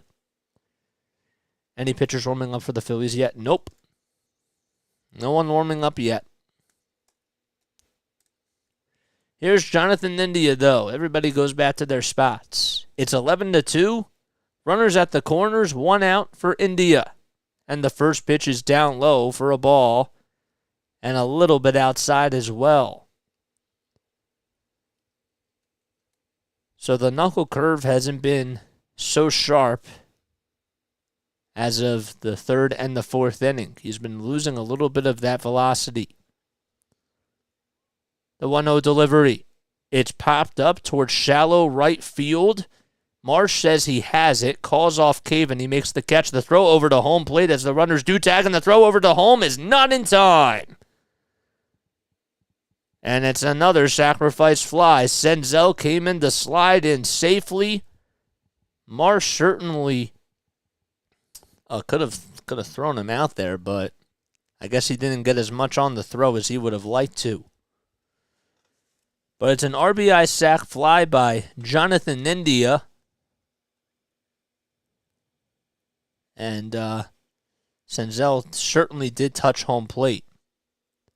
So that makes it an 11-3 ball game. And the Reds aren't going away. A runner still over at first, and that's Luke Mailey. Here's TJ Fradel in the first pitch. Up high and way outside for a ball. TJ's 0 for 2. He flied out and he also grounded out. Grounded out to first base and he flew out to center field. The 1-0 pitch. Swing and a foul tip into the glove on a changeup that was 85 miles per hour. How about them Phils? Yeah, I know. I just want to see Nola do better. You know what I'm saying? Like, I'm not being picky when I say that. I'm happy that the bats are coming alive today, but Nola has to be sharper. The 1-1 pitch. Swing and a miss on another knuckle curve. That time Fradel went chasing after it. This is Nola's 12th career game where he's had a run support of 10 or more runs by the Phillies. They scored 9 in the first, 1 in the third, and 1 in the fourth. The 1-2 pitch. Just a little bit outside and low for a ball. And it's 2 balls, 2 strikes. Speaking of tie games who came back, or comebacks, the Royals have just come back and they've tied the game against the Atlanta Braves. It's 4-4. The 2-2 pitch to Fradel. He lifts that one high over to center field. Marsh doesn't have to make any sort of run or anything, and he makes the catch for out number 3. But the Reds do get 2 runs back thanks to 2 sacrifice flies, one by Kevin Newman and another one by Jonathan India. And we go to the top of the 5th. The Phillies up 11-3. That was a fly out the center field. We chopping the lead down. Yeah. It's still early in the season. Mark my words. He's gonna kill it by September. I agree with you. I totally agree with you. I want him to be better. You know? Like I'm so happy. So happy that we've scored runs. Like, I'm happy that we've had run support today. We've needed that. But I'm not, like, being too picky by saying I want Nola to be better. I want him to be better. He has to be better. So, if you guys are new to my channel, don't forget to like, don't forget to subscribe. Hit the bell icon too so that way you know when I upload. And I go live for a Phillies game or for a Sixers game. As of this week, we do all Phillies games or as many as we possibly can. Right now, Sixers take priority, obviously, because of the playoffs. We also do Patriots games. We do Flyers podcasts as well. And we started like right before Christmas. And I used to intern at NFL Films. And I started this while I was interning there during the season. And ever since the season was over, I've been picking this up, and I've been doing a lot more games for the Sixers. And just like wanted to get a feel for it, you know. And so far, so good. Proud. Proud of all the work that we've been putting in. We got 16 people on here. 17 people. What you guys waiting for? Don't forget to like. Don't forget to subscribe. But, the Pirates have just tied things up. They were down 3-2, and now they're tied 3-3 in the top of the 7th with the bases loaded.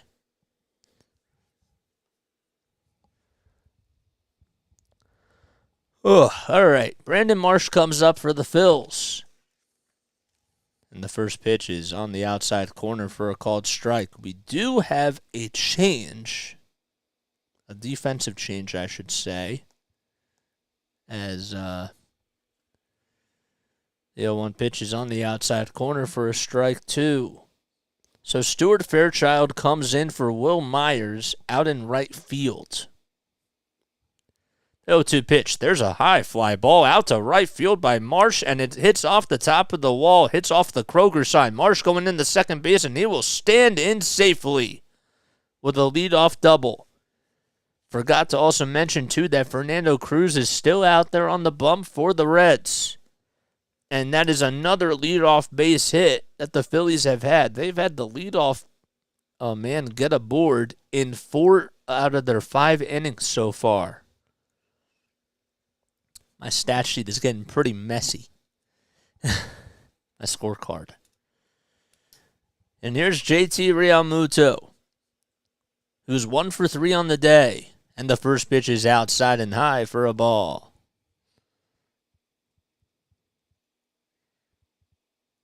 So 11-3 Philadelphia. Fernando Cruz has 2 strikeouts in an inning of work. And JT pops this one up out to shallow left field. Fredo comes in to make the catch for out number 1. That's the 3rd time that JT is retired today.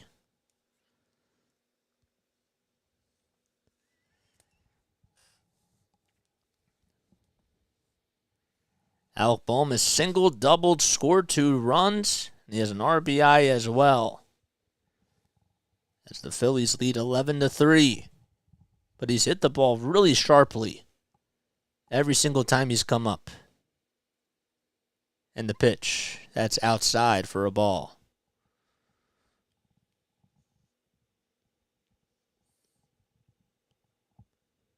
Who keeps on subscribing?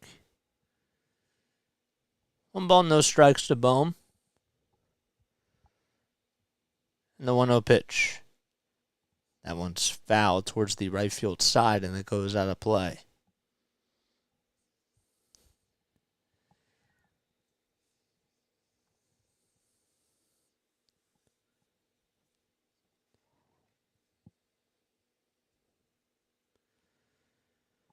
Ooh. Marsh over at second. Cruz with the windup and the 1-1 pitch. In the dirt and outside for ball 2.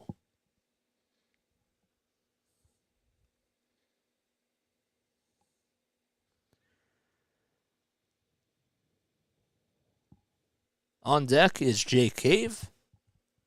Cave has 4 RBIs on the day. 2-1 pitch to Bohm. Bohm fouls that one off back towards the net.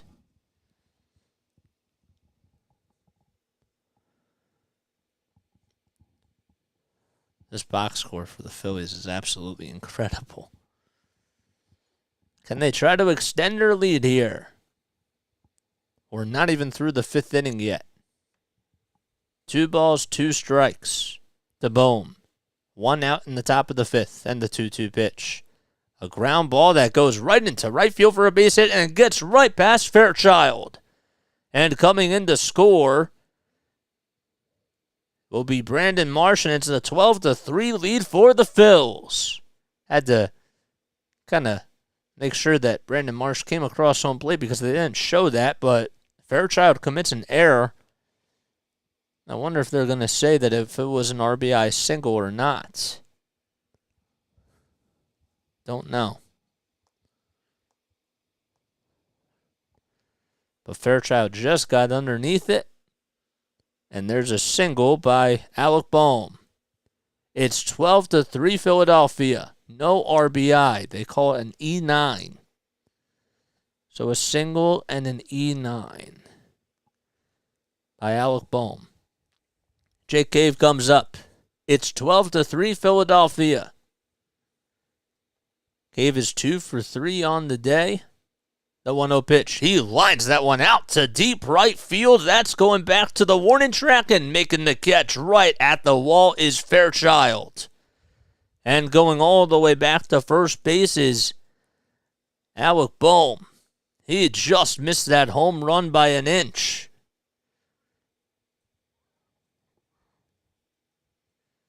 Good job by Fairchild to read that play, making up for the last play that he had, and Cruz is fired up that he was able to make that catch. Josh Harrison comes up for the Phils. So a fly out to right field by Cave, and the first pitch to Harrison is taken right on the inside corner for a called strike. Josh Harrison's 1 for 2 on the day. He is singled. He got hit by a pitch. He scored a run, and he also has an RBI as well. The 1 pitch, it's in the dirt for a ball, and going over to second base is Alec Bowman. He gets in there safely.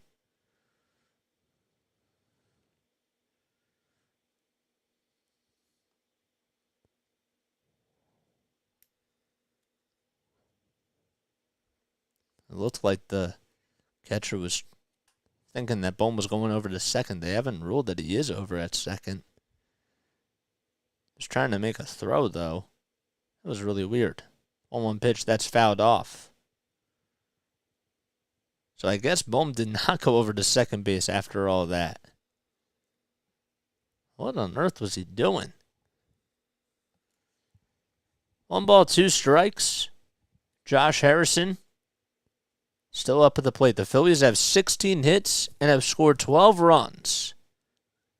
The 1-2 pitch to Josh Harrison. Swing and a miss, and he goes down swinging for out number 3.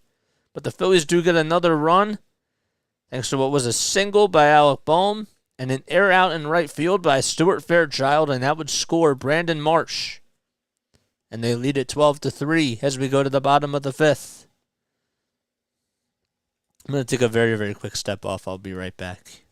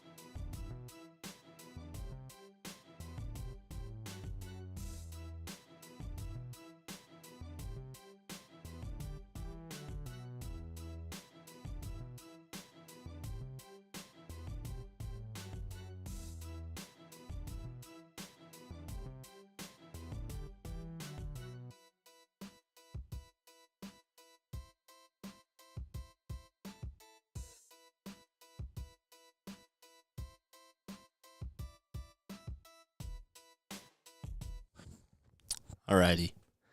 Here we go. Alright, we're back on. Well, Sessa has had the most earned runs allowed by a Reds pitcher since 2003. Missed who that pitcher was. But I'm kind of curious. It was the last time that the Reds pitcher gave up at least 10 runs. The 1-0 pitch to Jake Fraley, as Aaron Nola is still out there on the bump for the Phillies. He's allowed 3 runs in 5 innings. Or in 4 innings, I should say. We're in the bottom of the 5th. The 1-1 pitch. Swing and a miss to Jake Fraley, as he swings at a 91-mile-per-hour four-seam fastball.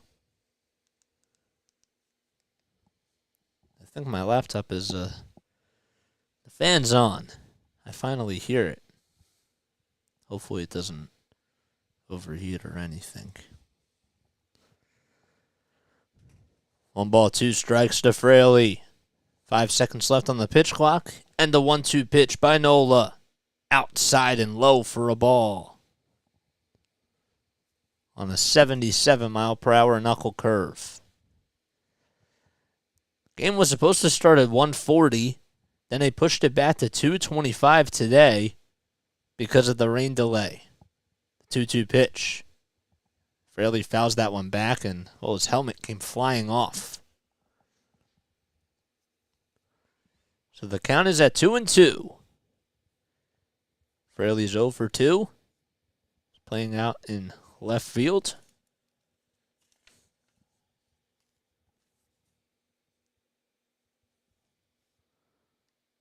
That doesn't look right because he had the RBI triple. So they got that wrong. And it's a 3-2 count now to Fraley. Unless they overturned that RBI triple, which that also could be the case. Nope, Fraley's 0 for 2. And the 3-2 pitch. That's popped up towards the infield. Harrison will make the catch for out number 1, that is. So Fraley did not have the RBI triple. They're going to call it an error on Alec Bohm. They finally just reviewed it. So he got on with an E3. And Fraley pops up to third. And Jason Vossler now comes up. 1 out in the bottom of the 5th. Nobody on. Vossler will swing and miss at the changeup that was way in the dirt. Phillies have 16 hits on the day. Reds only have 4. 1 pitch. That is lined out to center field. Marsh going over towards his left side, battling through the wind, and he makes the catch for out number 2. Good pitch by Nola to go with the fastball that was on the inside part of the plate. And Vossler, even though he had a pretty good swing, just couldn't get a whole lot on that. Fairchild comes up. He's pinch hitting for Will Myers. Myers left the game back in the 4th inning. And Fairchild with the first pitch, he takes it way inside for a ball on a 76-mile-per-hour knuckle curve. 5 hits this season. In 13 games, he's 5 for 20. He has 1 homer and 4 RBI. And he lines that one down the third base line, but it's just foul. Now the wind seems to be starting to pick up a little bit in Cincinnati. Wasn't really much of a factor, but now it seems to be.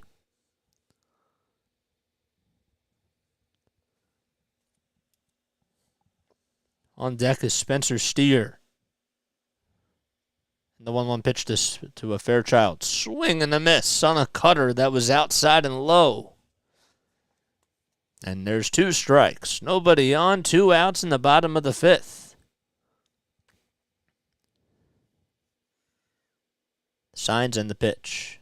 Fairchild pops this one out to shallow center field. Marsh gets underneath it, and he'll make the catch for out number 3. 1, 2, 3 go the Cincinnati Reds, and we go to the top of the 6th inning. The Phillies lead 12-3. And they'll be back in just a few moments. Oh, boy. How you guys doing today? It's pretty nice weather out here in South Jersey. Not so much in Cincinnati. But South Jersey, it's pretty nice out here. A little bit sunny. Not too cloudy. It's a good day.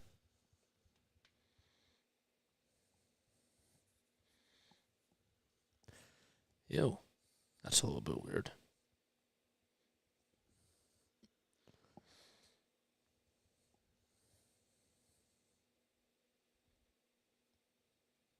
Got 19 people on here now. Cool. If you guys are new to my channel, don't forget to like. Don't forget to subscribe if you enjoy my Phillies play-by-play commentary. We're on for almost every Phillies game, except when the Sixers are on.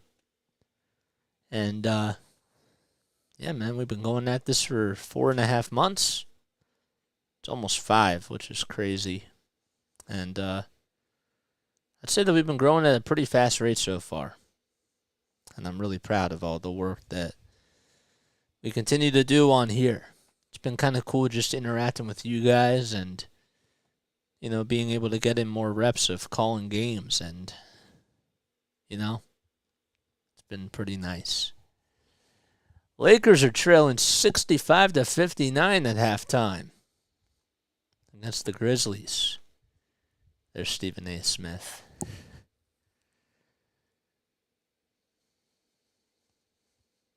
Wow.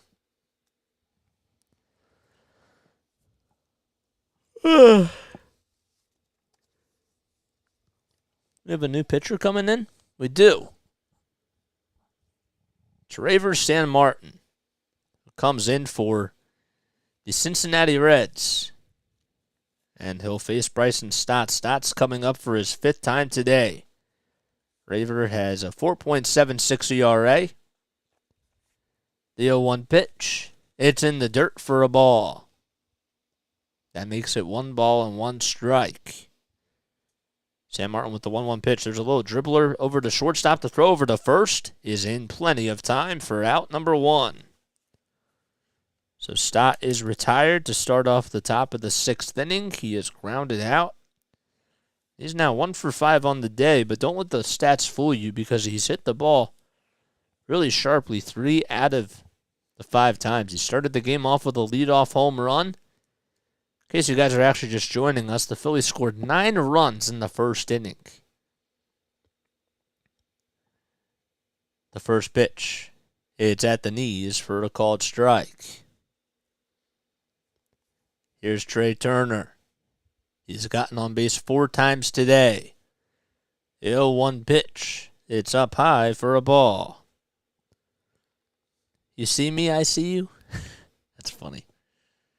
1-1 pitch. In the dirt. A slider at 80 miles per hour. And it's a 2-1 count. The 2-1 delivery, swing and a miss on a changeup that was way out of the strike zone. And that will make it 2 balls and 2 strikes. The 2-2 delivery to Turner. It's way outside for ball 3. On deck is Schwarber, and in the hole is Nick Castellanos. 1 out in the top of the 6th, the payoff pitch. Inside and low for ball 4. And Turner has gotten on for his 5th time this afternoon.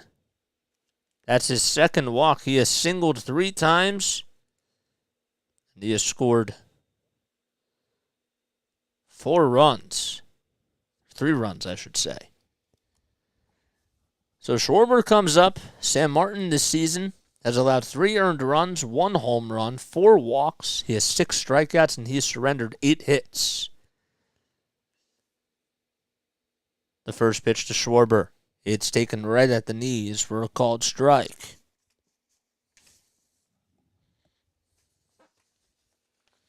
Schwarber's 1 for 2 on the day. He's walked twice. He's doubled. He scored a run and had an RBI. He drove in the 9th run. The 0-1 pitch, that's going to get past Maley. And going into second base is Trey Turner on the wild pitch. They are going to rule it as a wild pitch.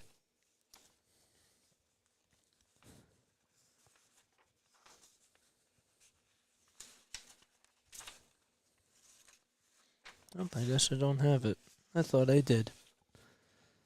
The 1-1 pitch to Schwarber. Grounds that one over to the first base side. India fields on the hop, throws over to first in plenty of time for the 2nd out of the inning. Turner does go over to third. Schwarber moves him over. That's the 2nd time that he's been retired today. That'll bring up Nick Castellanos, who's 1 for 3. He walked back in the 1st inning. Also had an RBI single as well. The first pitch that he sees, he swings and misses at it. He tried to swing for the fences and wasn't able to get a hold of it. No balls, 1 strike to Castellanos. And the pitch by San Martin. Foul ball to the third base side, and it goes towards the dugout.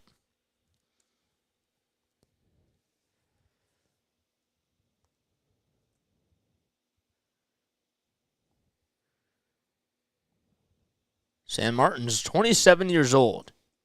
The left-handed pitcher from Cartagena, Colombia. The 0-2 pitch, way inside and high for a ball.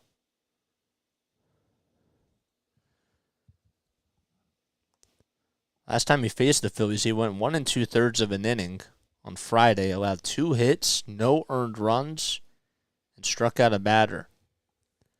The 1-2 pitch, way up high for a ball.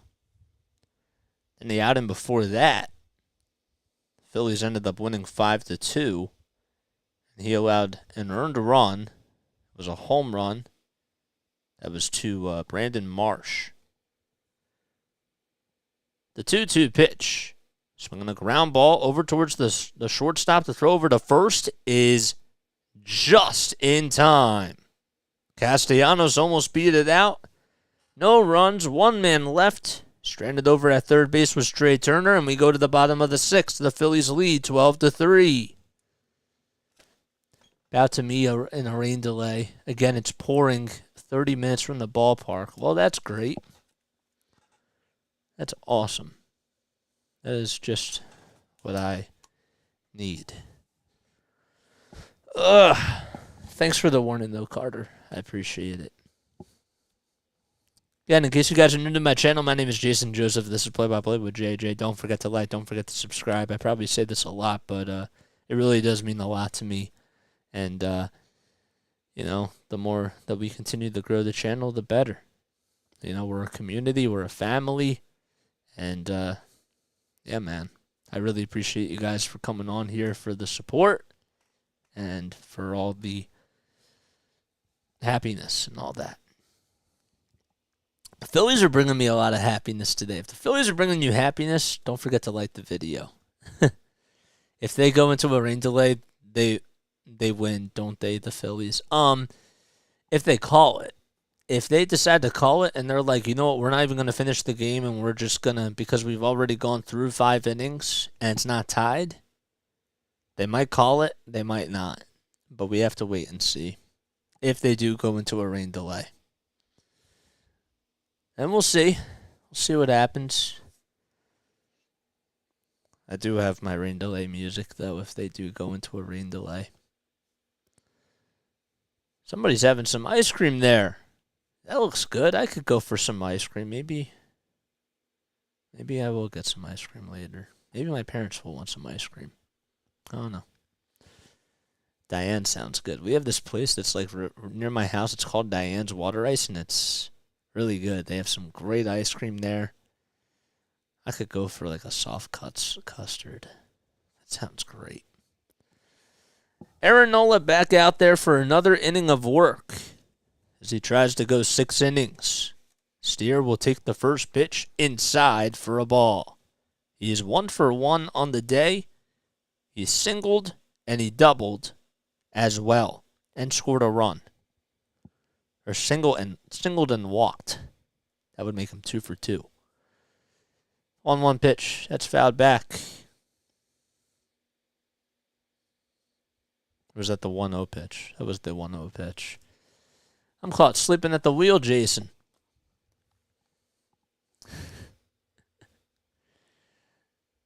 Steer's batting 6th today in the lineup for the Reds. And the pitch. He pops this one up out to shallow left field. Schwarber calls off Brandon Marsh, and he comes in to make the catch for the first out of the inning.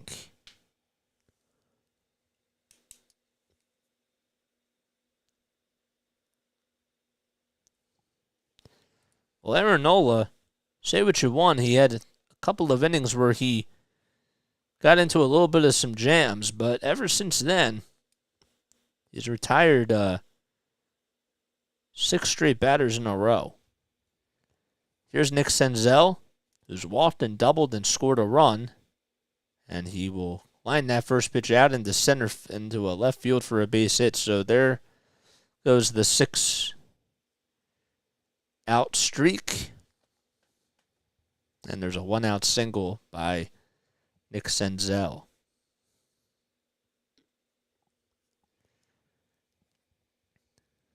And that'll bring up Kevin Newman now.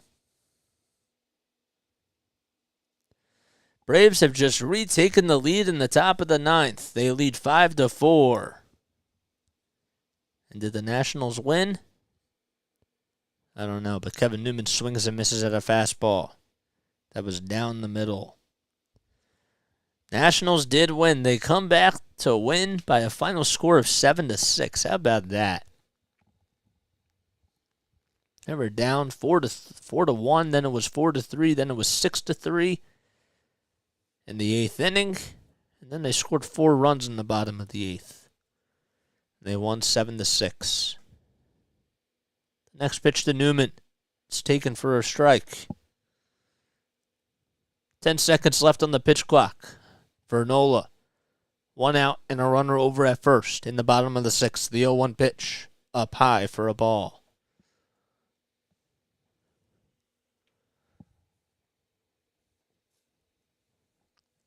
On deck is Luke Maley, who is played today for Tyler Stevenson behind the plate. The 1-1 delivery. A ground ball over to third base. The throw to second. There's one. The throw back to first is in time for a 5-4-3 double play. And that'll do it here in the 6th inning. No runs, 1 man left, and we go to the top of the 7th. The Phillies still are up 12-3, and they will come back up to the plate. 5-4-3 double play. Beautiful. Great. Good job by Nola. Whoops. Ooh. Is that Dylan Brooks? That might be Dylan Brooks. We'll be back on tomorrow night for the Sixers game. So make sure you stay tuned for that. Game 2 of this best of 7 against the Brooklyn Nets. Excited to see what they continue to do out there on the court. So if you enjoy my Phillies content, well, make sure you come out for my Sixers content tomorrow night. Phillies might actually get rained out or snowed out because it's supposed to snow in Chicago. They can put a position player in the pitch. Isn't that like what the Phillies did yesterday? I think that's what they did too. I know Josh Harrison pitched like not too long ago.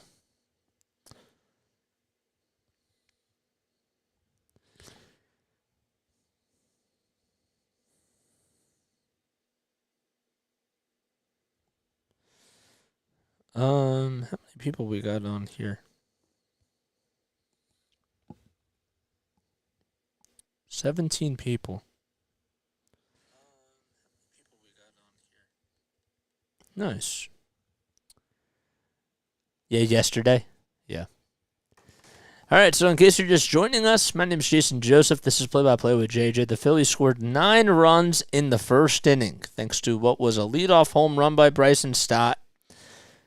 They had an RBI single by Brandon Marsh, an RBI single by Alec Bohm, a bases clearing double by Jay Cave, RBI single by Josh Harrison, another RBI single by Trey Turner, and an RBI double by Kyle Schwarber. That's how they got all 9 of their runs in the first inning off of Luis Sessa, who still actually ended up pitching a couple more innings, and he went 3 innings. He allowed 11 earned runs, 14 hits. Fernando Cruz would then take over for 2 innings, and he would surrender another run. He had 3 strikeouts and 2 hits. And here's Brandon Marsh. They're up 8. Oh, who, the Memphis Grizzlies? Is that who it is? All right, so Marsh comes up, and it's an 0-2 count. Brandon Marsh is 3 for 4 on the day. 10 seconds left on the pitch clock. And the 0-2 pitch by San Martin. Swing and a miss. And he gets him to strike out. 1 out in the top of the 7th inning. That is the Second time today that Marsh gets retired. But that's only the second time that the Phillies have not gotten a base runner on to lead off an inning. They've done that in 5 out of 7 innings so far.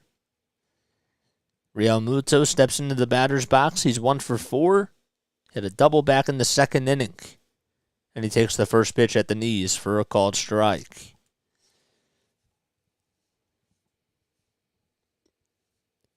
Sam Martin winds up in the 0-1 pitch. It's way outside for ball 1.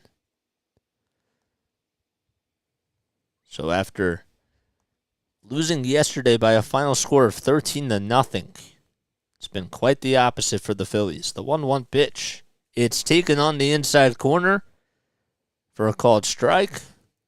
And Realmuto is behind in the count 1-2. And the pitch in the dirt for ball 2. A changeup at 85 miles per hour. Grizzlies are winning 67-65 with 9.5 minutes left in the third quarter. I literally almost just bit my tongue. The 1-2 pitch, swinging a foul ball.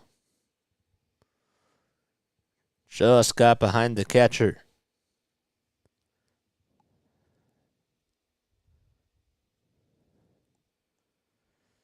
So Realmuto stays alive. It's 2-2, not 1-2. And the pitch. He just stayed alive again.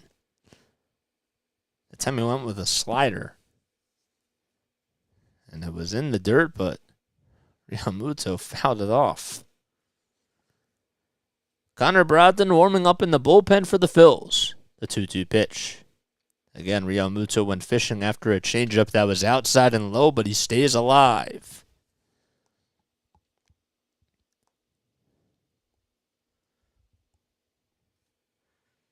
"26 pitches by San Martin. And the 2-2 delivery.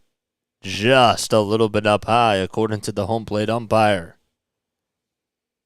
I'm not going to lie, it looked like it was a called third strike, but JT gets a gift, and it's a full count. The payoff pitch. Another foul ball by JT.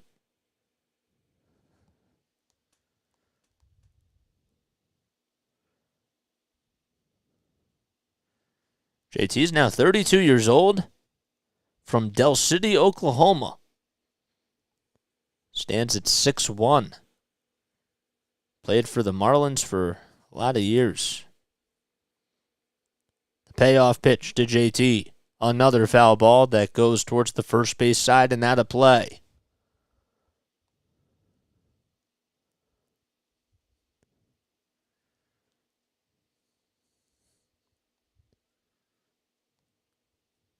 He went 2 for 4 on Friday. Got the day off yesterday. The payoff pitch. That is a high fly ball out to left field. That's going back to the warning track to the wall, and it is gone. A solo home run by Realmuto, and that puts the Phillies up 13-3 in the top of the 7th inning. Friedel just ran out of room, and the Phillies lead by 10.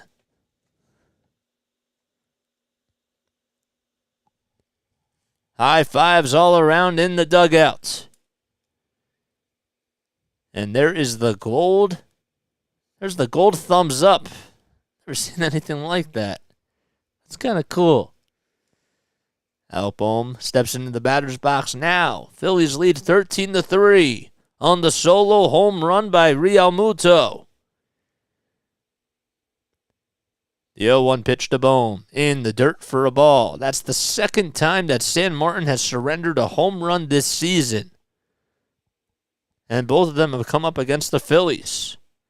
The 1-1 pitch on the inside corner, called strike 2 to Bohm. What's that, like the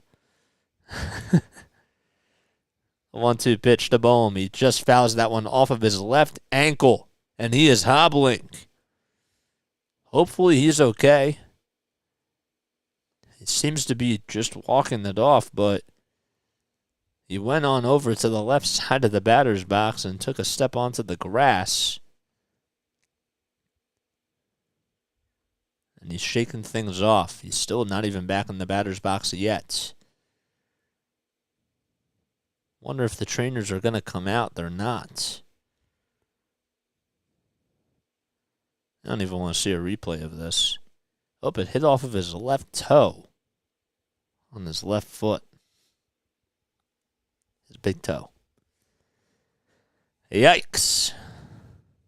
San Martin with 32 pitches. He's surrendered 2 runs. Phillies lead by 10. The 1-2 pitch outside and low for ball 2.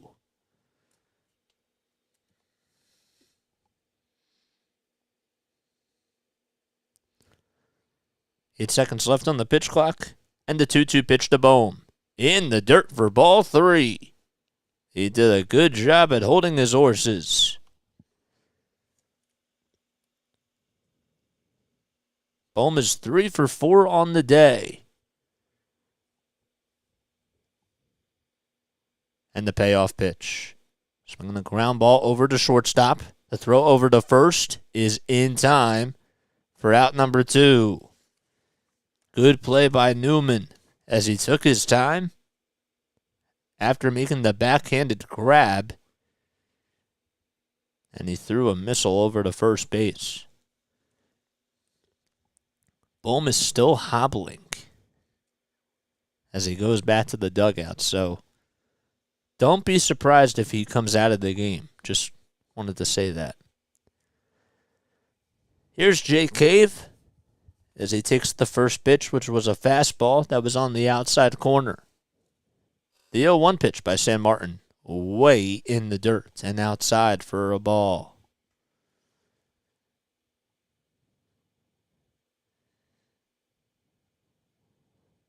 Cave has been on a tear for the Phillies today. Had a bases clearing double back in the first. The 1-1 pitch. A ground ball to first base side, and it's foul. How many cases Nola have? I'll get back to you on that in just a second after this pitch. The 1-2 pitch to Cave. In the dirt for a ball. So it's 2 balls, 2 strikes. So Nola has 4 strikeouts on the day. His last strikeout was back in the third. 2-2 pitch. That is lined down the line, and a nice play by Vossler to just get over to it, and he races to the bag to get the third out of the inning. But the Phillies do get another run thanks to a solo home run by JT Realmuto. And it looks like it is starting to rain again in Cincinnati. The winds are carrying, and, well, Carter's right. Carter's definitely right. Now they're pausing for God Bless America. Robert Wadle, I don't know who that is. But we go to the bottom of the 7th inning. The Phillies lead 13-3. All right. Good job by the Phils today, man. The offense has been really picking things up. As always, if you guys are new to my channel, don't forget to like, don't forget to subscribe, don't forget to hit the bell icon too, so that way you know when I upload. Connor Brogdon's most likely going to come out there for the bottom of the 7th inning because he was warming up in the bullpen.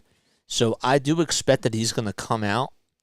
But at the same time, it wouldn't surprise me if Nola goes out there for one more inning of work because they have such a big lead.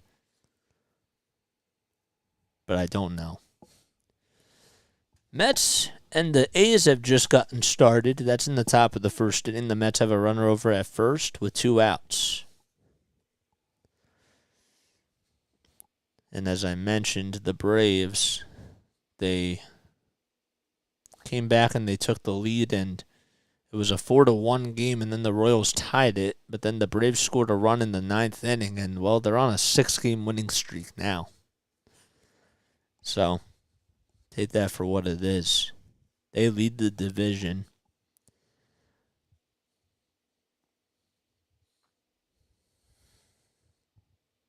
Whoops. I pressed the wrong button. All right. Let me take a very quick step off. I will be right back in just 25 seconds.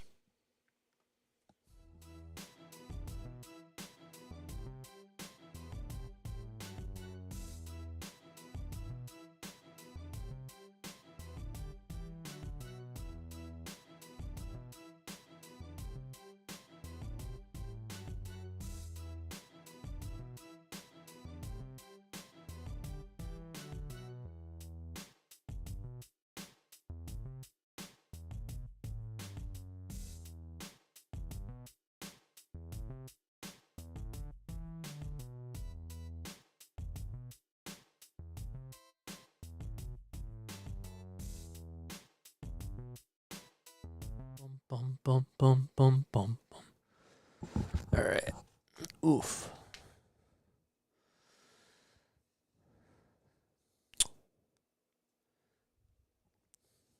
Paul George is likely out for the Clippers-Suns series. I didn't see that. Giancarlo Stanton lands on the injured list again. Oof. My gosh. Crazy.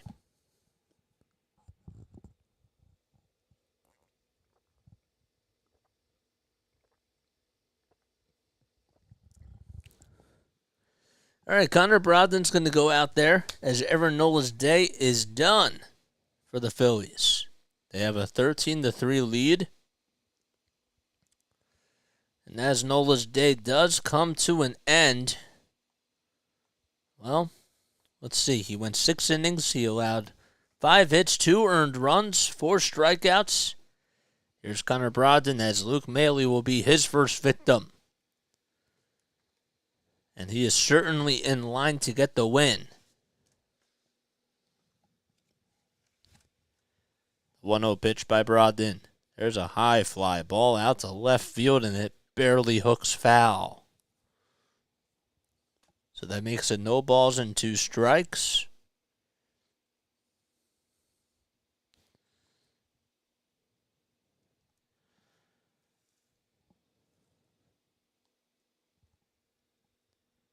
And the 0-2 pitch up high for a ball.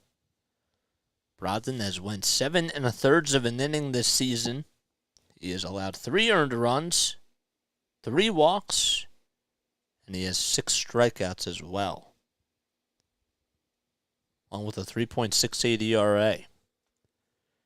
1-2 pitch, foul ball.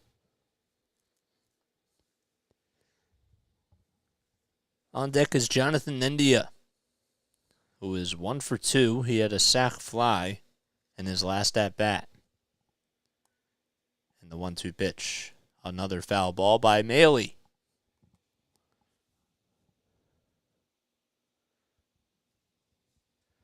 Brogdon now 28 years old for the Phillies. He had a birthday on January 29th of this year. He stands at 6'6".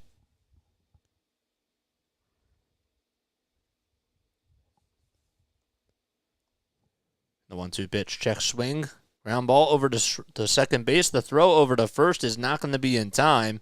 It was a tough play because the first baseman and the second baseman, Bryson Stott, the ball was hit like towards a very awkward spot, and Stott kind of called off Alec Bohm there, and because of that, Brogdon had to go over to first base, and he was just a little bit late, and Maile gets in there safely with an infield single to start off the bottom of the 7th inning.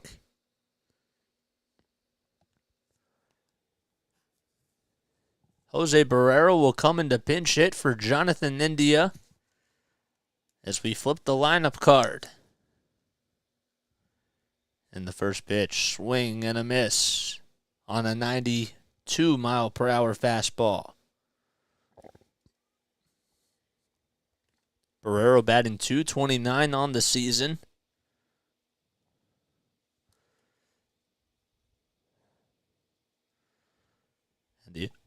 And the 0-1 pitch in the dirt and outside for a ball.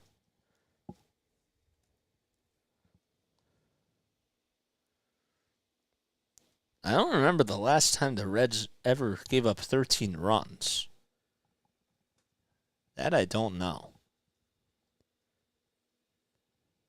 The 1-1 delivery. Swung on and missed. It was a change-up at 84 miles per hour that was in the dirt. Barrero with 8 hits on the season and 35 at-bats. 7 RBI as well. The 1-2 pitch in the dirt. Good block by JT Realmuto to keep it out in front of him.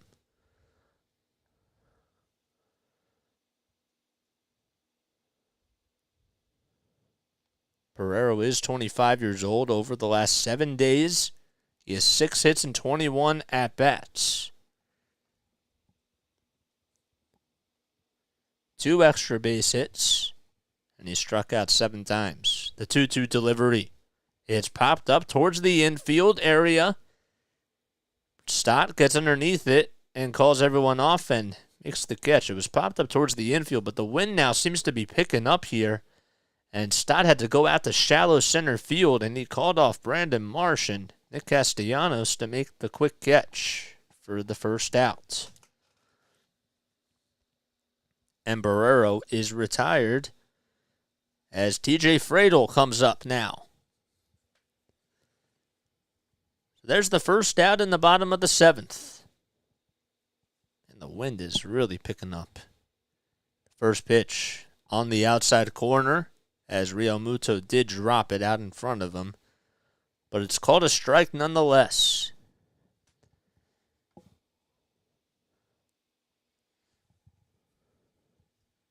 The 0-1 pitch in the dirt for a ball. It's taken right below the knees. Brogdon went with a cutter that time. Got to tell you, when his cutter is on, it's that can be a deadly pitch in a good way. The 1-1 delivery on the outside corner, taken. That was a changeup at 83 miles per hour. And the count is 1-2. Phillies 5-10, looking to go 6-10 on the season with a W today as they lead by 10. The 1-2 pitch. There's a high fly ball out to right field. Castellanos coming in, and he makes the catch for the second out. And still staying put over at first base is Luke Maile. Did I just say Castellanos out in right field again? Man, I am really off today. Jake Cave is out in right field. Castellanos is DHing. Man alive. Come on, Jason. The Reds are down to their final 7 outs. As there's 2 outs in the bottom of the 7th inning. Fraley comes up. He's 0 for 3. And he lines that pitch foul. And the bat got a piece of JT Realmuto as he shakes things off. It may have gotten a piece of his hand that has the glove on it.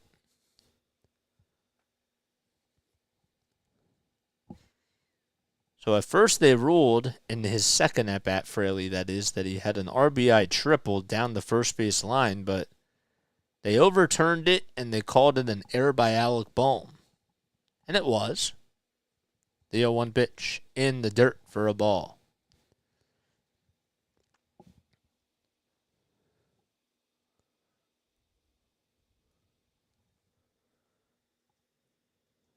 Wait, JT is playing in right? No. I said Jake Cave. The 1-1 pitch. It's up high for ball 2.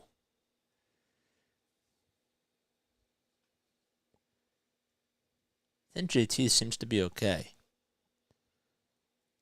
Good thing that Bohm is still in there over at first base. 2-1 pitch.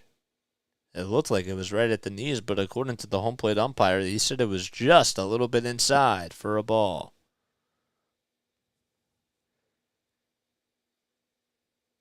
Fosler waits on deck. He's 0 for 2, and he has walked. The 3-1 delivery popped up and fouled back towards the third base side. That's actually the third time today that Fraley has had his helmet come off. J Cave does sound like JT. You're right. It does. 3 balls, 2 strikes. Maley is over at first base. And the payoff pitch. Swinging a fly ball out to shallow left field. Harrison gets underneath it, and he will make the catch. Not an easy play by Josh Harrison as he turned over his left shoulder and made the catch out in shallow left field for out number 3. No runs, 1 man left, and we go to the top of the 8th inning. The Phillies are up 13-3, and they'll be back in just a few moments. So a fly out to third base. Oh, gosh. Lakers now lead 85-83. Cool. Once again, in case you guys are new to my channel, my name is Jason Joseph. Don't forget to like, don't forget to subscribe. If you're watching me on Facebook Live, on Twitter Live, or on Twitch, don't forget to leave me a review in my profile as well. And, yeah.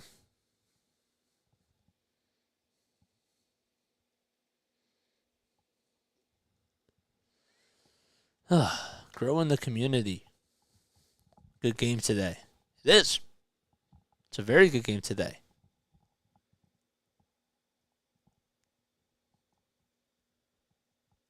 Megan, that the Phillies are killing it, but I feel bad for the Reds.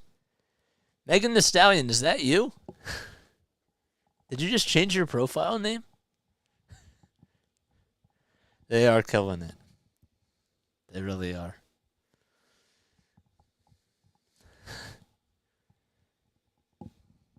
They're doing a good job.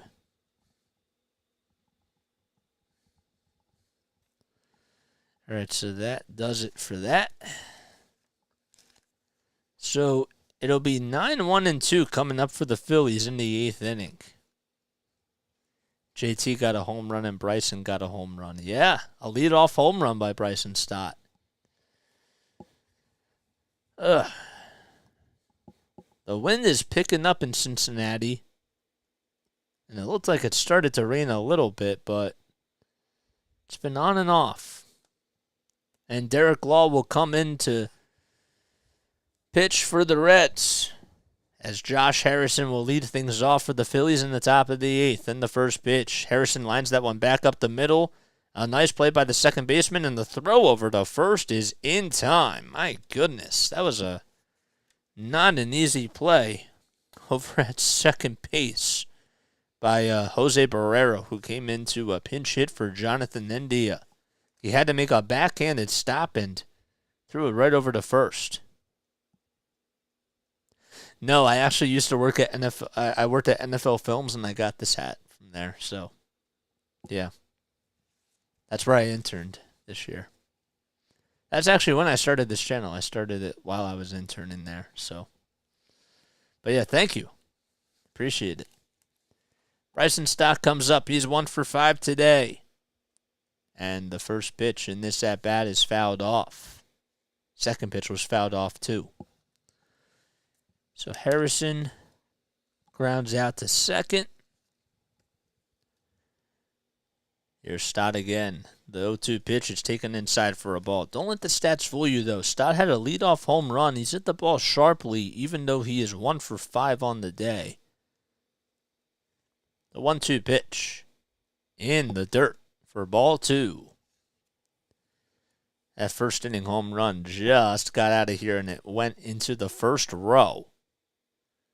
Myers thought he had a little bit of room and maybe could have making the catch. The 2-2 pitch, that is poked out to right field, and it's going to go in there for a base hit. Fairchild does a good job at fielding it, and Stott gets his second hit on the day. It was funny because that pitch was a slider that was away and down low, and Stott stayed with it and put the ball in a good spot, and he's 2 for 6 now. We have a pinch hitter coming in as Cody Clemens comes up.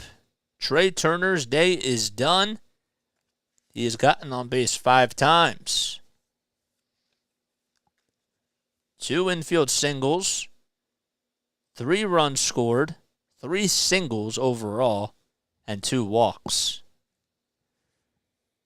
Here's Cody Clemens batting on the left side in the first pitch. It's taken right at the top of the strike zone for a called strike. Stott is a boss. He is. Clemens has 1 hit and 12 at-bats this season. The 0-1 pitch, way up high and outside for a ball.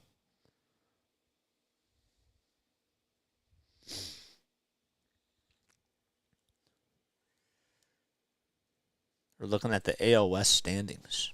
The 1-1 pitch, swing and a miss on a 94-mile-per-hour fastball. That was right at the top third part of the strike zone. 1 out and a runner over at first base for the Phillies. Law ready to throw his 10th pitch, and that time it's taken up high for ball 2.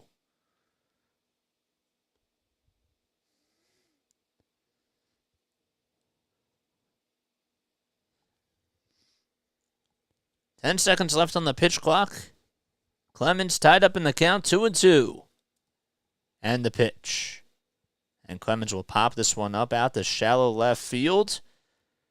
And Fredo calls off everyone, and they'll make the catch for the second out. So Clemens will pop out, and he is retired.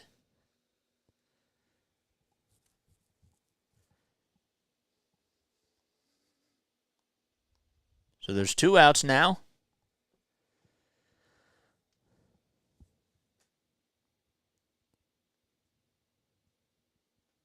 Derek Law this season, forgot to mention, as Kyle Schwarber comes into the batter's box, and the first pitch is outside and low for a ball.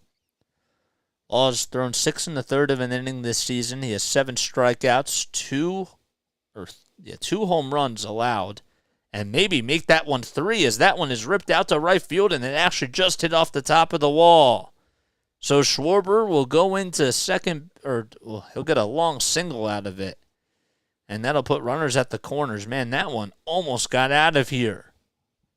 I was just going to say, as Stott is over at third base, Schwarber just ripped that thing out to right field. It almost got out. But I was just going to say that Derek Law has surrendered 2 home runs this season, 3 earned runs he's allowed overall, 7 hits before coming into today. And he also has 7 strikeouts, along with a 1.74 whip.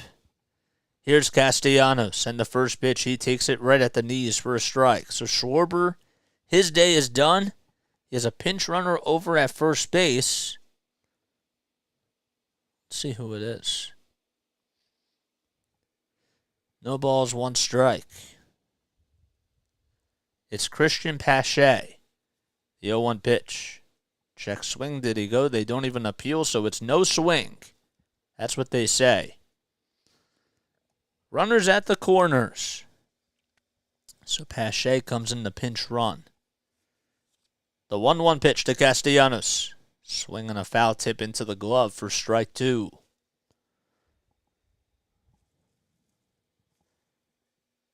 Nick has walked, singled, scored a run, and he had an RBI as well. 5 seconds left on the pitch clock, and we have a timeout called on the mound as Luke Maley wants to talk things over with Law here. So the Phillies scored 9 runs in the first, and they added 1 more run in the 3rd, the 4th, the 5th, and the 7th inning.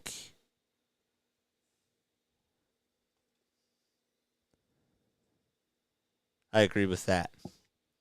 The 1-2 pitch to Castellanos, outside and low for a ball. Yeah, no lead was safe with that bullpen. I agree with that. The 2-2 pitch in the dirt for ball 3. Good take by Nick Castellanos.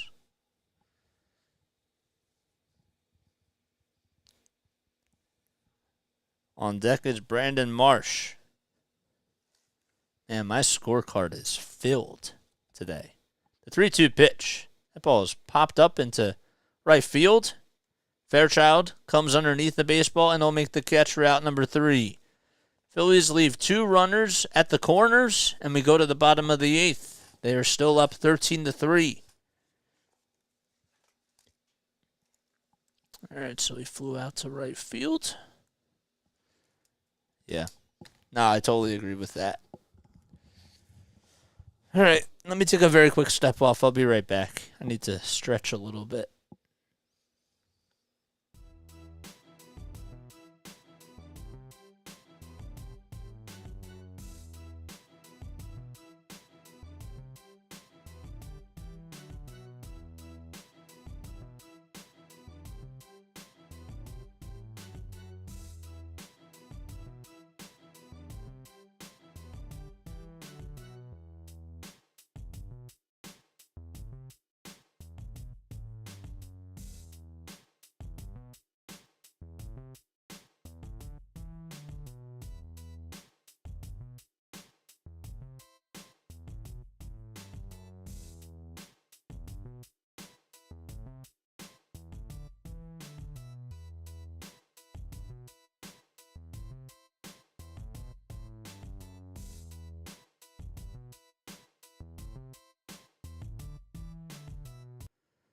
Oh, boy.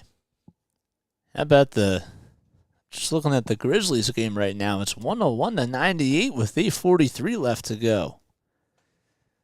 Ooh. I would love to see LeBron and the Lakers try to win this series. I don't even know if Ja's not playing, is he? Ja's not playing, is he?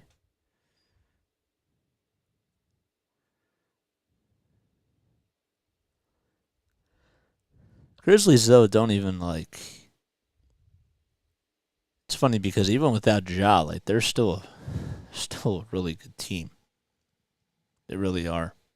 They have a lot of good guys. All right, so Christian Pache, who came in the pinch run for Kyle Schwarber, will be out there in left field. Cody Clemens plays over at second base as he pinch hit for Trey Turner. And Vossler comes up. Craig Kimbrell, who was warming up in the bullpen, comes in for the Phillies, and the first pitch is up high and outside for a ball. How about the Red Sox and the Angels? That game just finished, and that time of the game was 1 hour and 57 minutes. The 1-0 pitch to Vossler. That's up high and outside for a ball. So Kimbrell is pitching for the Phillies here. Kimbrell is 34 years old. He's from Huntsville, Alabama. Stands at 6 feet tall. 2-0 pitch on the outside corner for a called strike. He has had one save, and that was recorded against the New York Yankees on the season. 2-1 pitch to Vossler. That's fouled back towards the third base side. And it goes out of play. 5 innings of work this season. He's allowed 6 walks, 4 strikeouts. He's also allowed 1 home run. 2 balls, 2 strikes to Vossler. And the pitch. Swing and a miss. And Craig Kimbrell gets Vossler to strike out. That's actually the first strikeout since the 3rd inning by Phillies pitching.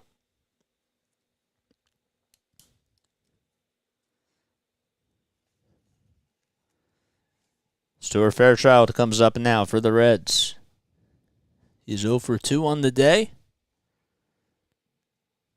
And the first pitch, swing and a miss on a 95-mile-per-hour fastball. Good job by Kimbrell to locate that pitch perfectly.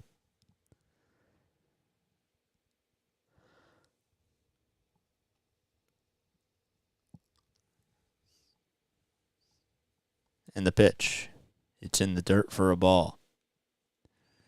Is Craig Kimbrell a Hall of Famer to you guys? Let me know down below in the comments section. He's had a great career. The 1-1 pitch to Fairchild. That's fouled back towards the screen.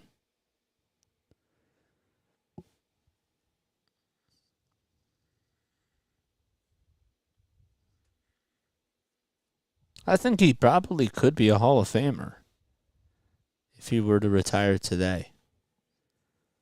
No? You don't think so? The 1-2 pitch on the outside corner, called strike 3, back-to-back strikeouts by Kimbrel. Well, maybe today he is a Hall of Famer. Or he's pitching like a Hall of Famer.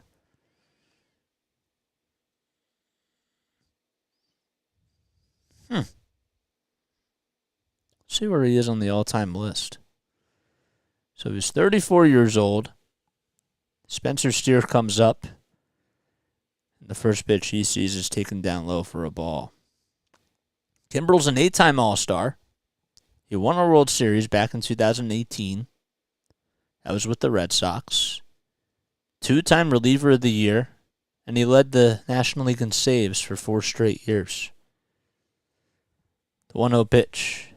It's taken outside for ball 2. I mean, he's been when he was really young, he was so dominant. I think you can make a case for him. He's a part of the 300 saves club. 2-0 pitch. That is lined out to right field, and it just goes over the head of Jake Cave. Cave does a good job of playing it off the wall. The throw over to second base is not in time. Wow. Cave made a good throw, and it was just a little bit late. But you got to tip your cap to Spencer Steer, because if he wasn't hustling all the way, he would have been out. Let's see here. Cave just had a fairly incredible throw. Good job by Steer to just get in there safely. Let's check one more time. Oh, I think he kept his foot on the bag. Not many relievers in the Hall. The standard is higher than other positions. Yeah, that's true. But he's had a great career. And he did win a World Series, so that's why I think that you might want to consider it. So they are going to review this to see if he was out at second base. I think he just got in there safely. But was his foot off the bag? Oh, maybe so. His right foot could have been off the bag after he got into second base. So the Phillies are challenging this to see if he is out at second base. If that's the case, then they probably would rule it a double. But his right foot may have gotten off the bag after he got in there because he had to try to perfect his balance. Yeah, that's true. You make a good point. I just think, I know Mariano Rivera got in. Trevor Hoffman is really good. Let's see here. Oh, yeah, he might have a case, actually, that he's off the bag. After review, yep, the call was overturned, so he is out at second base. How about that? And that'll do it in the bottom of the 8th. Good throw by Jake Cave out in right field. And Clemens tagged it. He tagged him right there. Steer was trying to correct his balance, and he's out at second base. No runs, 1 man left, and we go to the 9th inning. Phillies lead 13-3. He won a World Series by playing 1 inning per game. I'm just saying, though, come into the 9th inning and you make 8 All-Star appearances. That's pretty cool. Rivera, and Hoffman belong. That's about it. What about K-Rod? You don't think K-Rod belongs in there?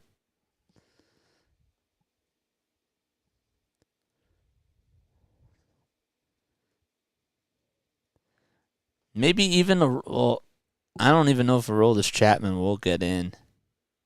Oh, and Tug. Yeah, Tug McGraw. Yep. That's a good one.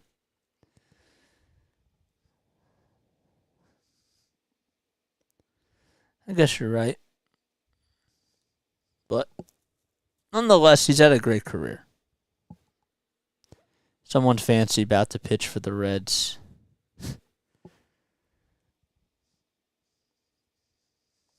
Who was it? Am I missing something? I probably am.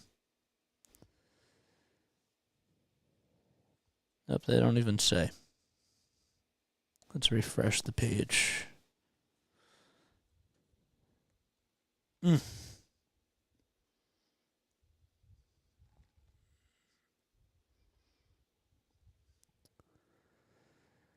All right. So here we go to the top of the ninth inning. Phillies leads 13-3. It is Vossler. Huh.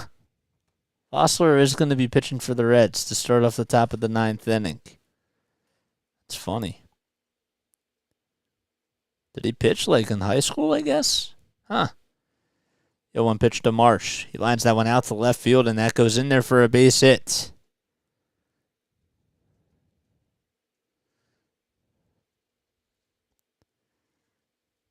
It's like NFL punters getting into the hall.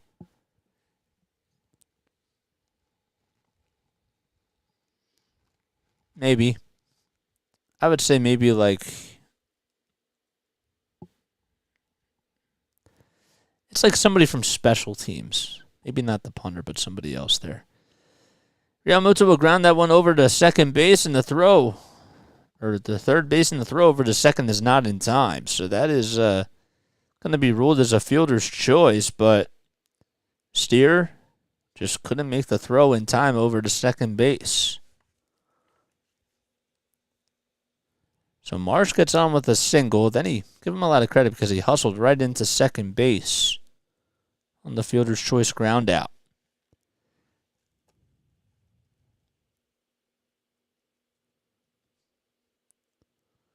Come on, Vossler. I have a low opinion of these part-time specialists. All right, so is Vossler okay? Is he coming out? Oh, Spencer Steer's coming out. Huh. He got shaken up on the play over at third base, and he's coming out of the ball game. Huh. So Steer is done. Don't know who's going to be subbing in over at third base.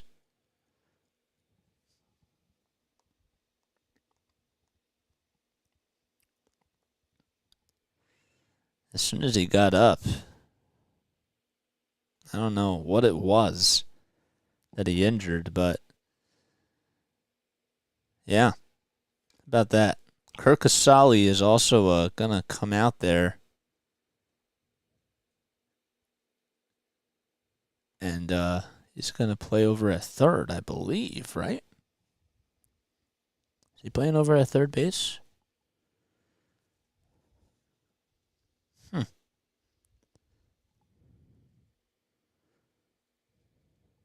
This is really awkward.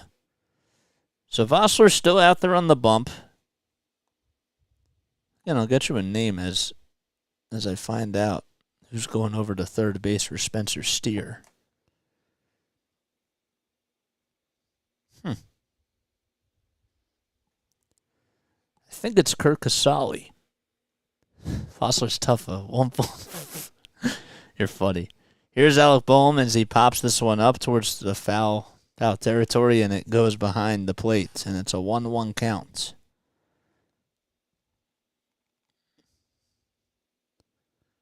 Kirk Casale is over at first base. That's who came in as soon as Vossler was subbed in the pitch. The 2-1 pitch, it's in the dirt and outside for ball 3. That was ruled at 56 miles per hour. And the 3-1 pitch, that's flied out to right field in foul territory, and it hits the tarp.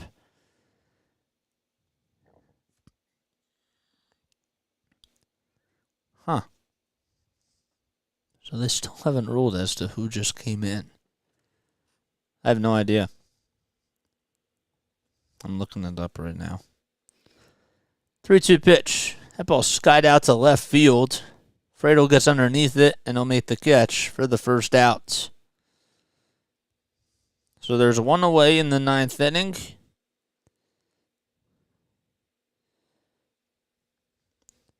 Spencer Steer. Let's see.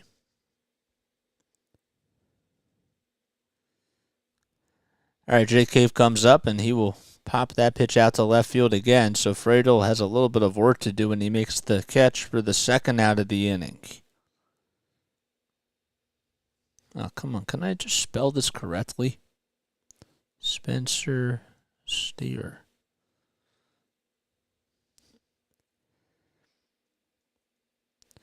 A hip strain, that's what they're ruling on Natty Sports, is leaving the game with a trainer after fielding a grounder over at third. That was reported by Charlie Goldsmith. Here's Josh Harrison. There's a bouncer back up the middle, and the throw over to first is not in time. It was a little bit off the line, and bases will be loaded as Josh Harrison gets on. Huh.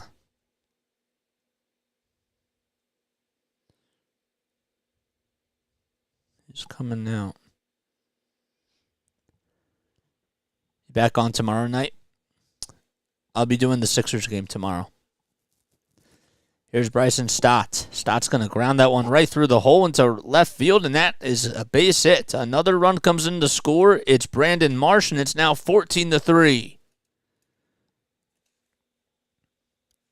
And Bryson Stott is now 3 for 6 on the day. 23 hits, 14 runs have been scored. So Casali actually went over to third base.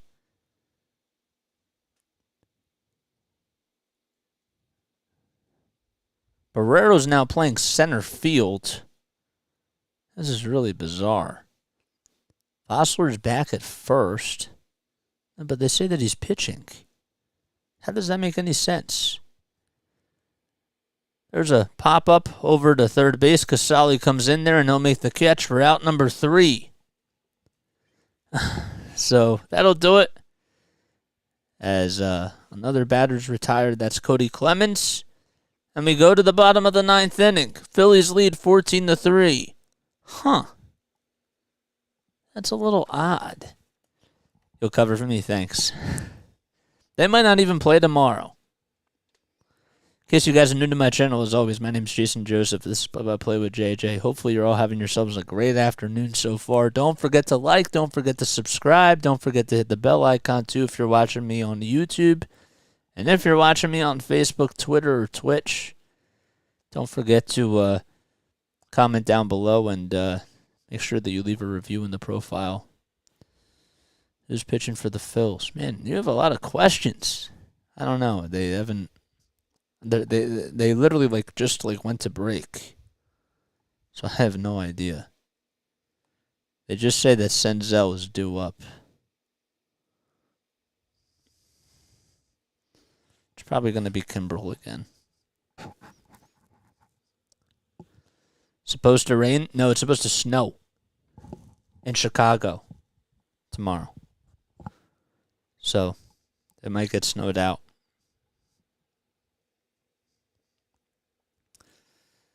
Scott Fransky said yesterday that he might be watching the Sixers game.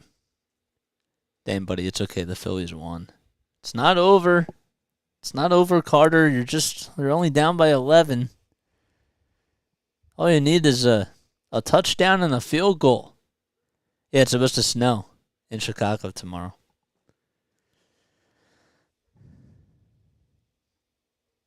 Isn't that crazy? I think that's wild.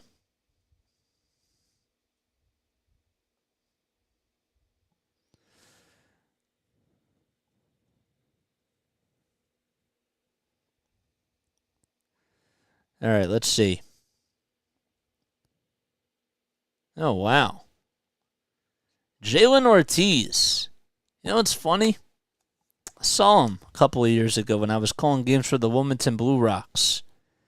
And as soon as I saw Ortiz, because I was thinking of Jersey Shore Blue Claws, because I know that that's the Phillies high A team, Jalen Ortiz will be pitching. Huh. Do they know it's mid-April? I mean, hey, they're up by 11 runs. What do they have to lose? You know? Here's Nick Senzel. First pitch, that's a 95-mile-per-hour fastball. Is that really Jalen Ortiz? 95? Really? Huh. The 0-1 pitch. 84-mile-per-hour slider. Come on, can they just show if that's Jalen Ortiz? Ortiz plays second base. The 1-1 pitch.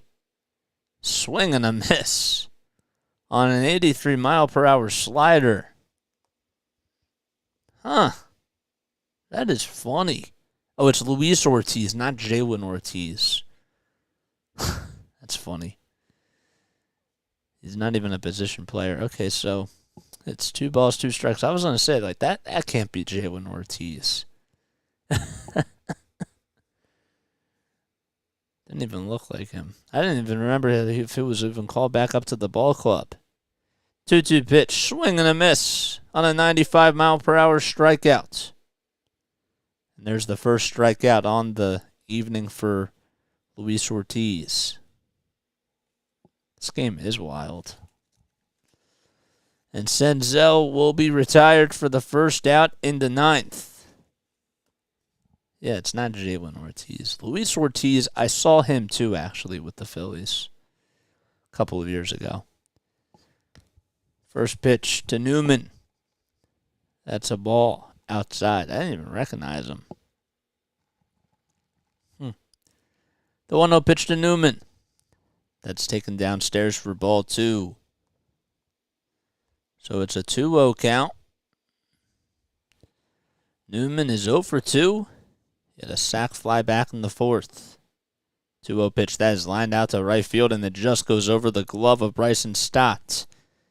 Cave plays it on a hop, and there's a 1-out single by Newman.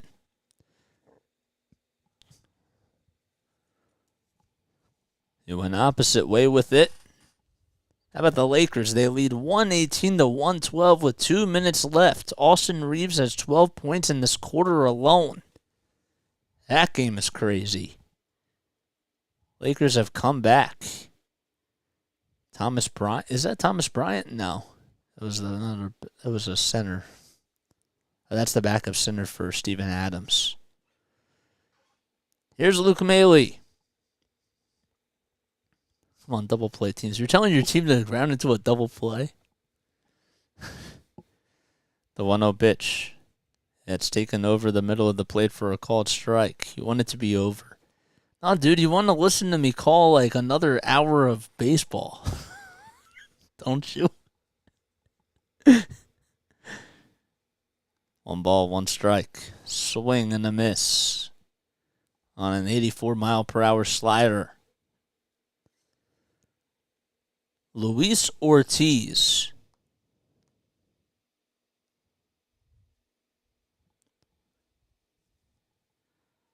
Five seconds left on the pitch clock on the 1-2 pitch. Swing and a foul tip into the glove. And there is strike 3 as Ortiz gets his second strikeout in the inning. He's 27 years old from Sanger, California. He had 6 strikeouts last season at the big league level with a 1.04 ERA.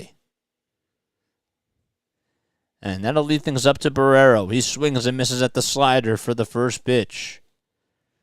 Phillies lead 14-3. Bottom of the 9th inning. 1 on over at first base, and there's 2 outs. The 0-1 pitch up high for a ball. 96 miles per hour. I actually really thought that was Jalen Ortiz. The fact that I was like, oh my gosh. The 1-1 pitch to Barrero. Swinging a ground ball over to third base. Harrison Fields on the hop throws over to first in time for out number 3. So Luis Ortiz comes into the ninth inning, and the Phillies win by a final score of 14-3. So they split the series with the Reds after losing yesterday's ballgame 13-0. They come back with 14 runs, and the Reds could not answer 11 of them. So that'll do it here for the Phillies. How about the lineup today? They had 13 men come up to the plate in that first inning. They scored 9 runs, and then they added on a run in the third, the fourth, the fifth, the seventh, and the ninth inning. So Trey Turner got on base 5 times. He was 3 for 3 today, got 2 walks, an RBI, and 3 runs scored. And, Jake Cave, 2 for 6. He had 4 RBI. He had that 3-run double back in the first inning. Those are the players of the game. Aaron Nola gets his first win on the season as he went 6 innings. He allowed 3 earned runs, had 4 strikeouts. So he is finally in the win column. And the Phillies are now 6-11, or 6-10 on the season, I should say. But now the Reds will go to 6-9. So that's going to wrap things up here. I'm Jason Joseph. This was Play by Play with JJ. If you're new to my channel, don't forget to like, don't forget to subscribe, hit the bell icon too, so that way you know when I upload. If you did enjoy my content, we'll be back tomorrow night for Game 2 of the Brooklyn Nets 76ers series. And I will see you all tomorrow night. Peace out.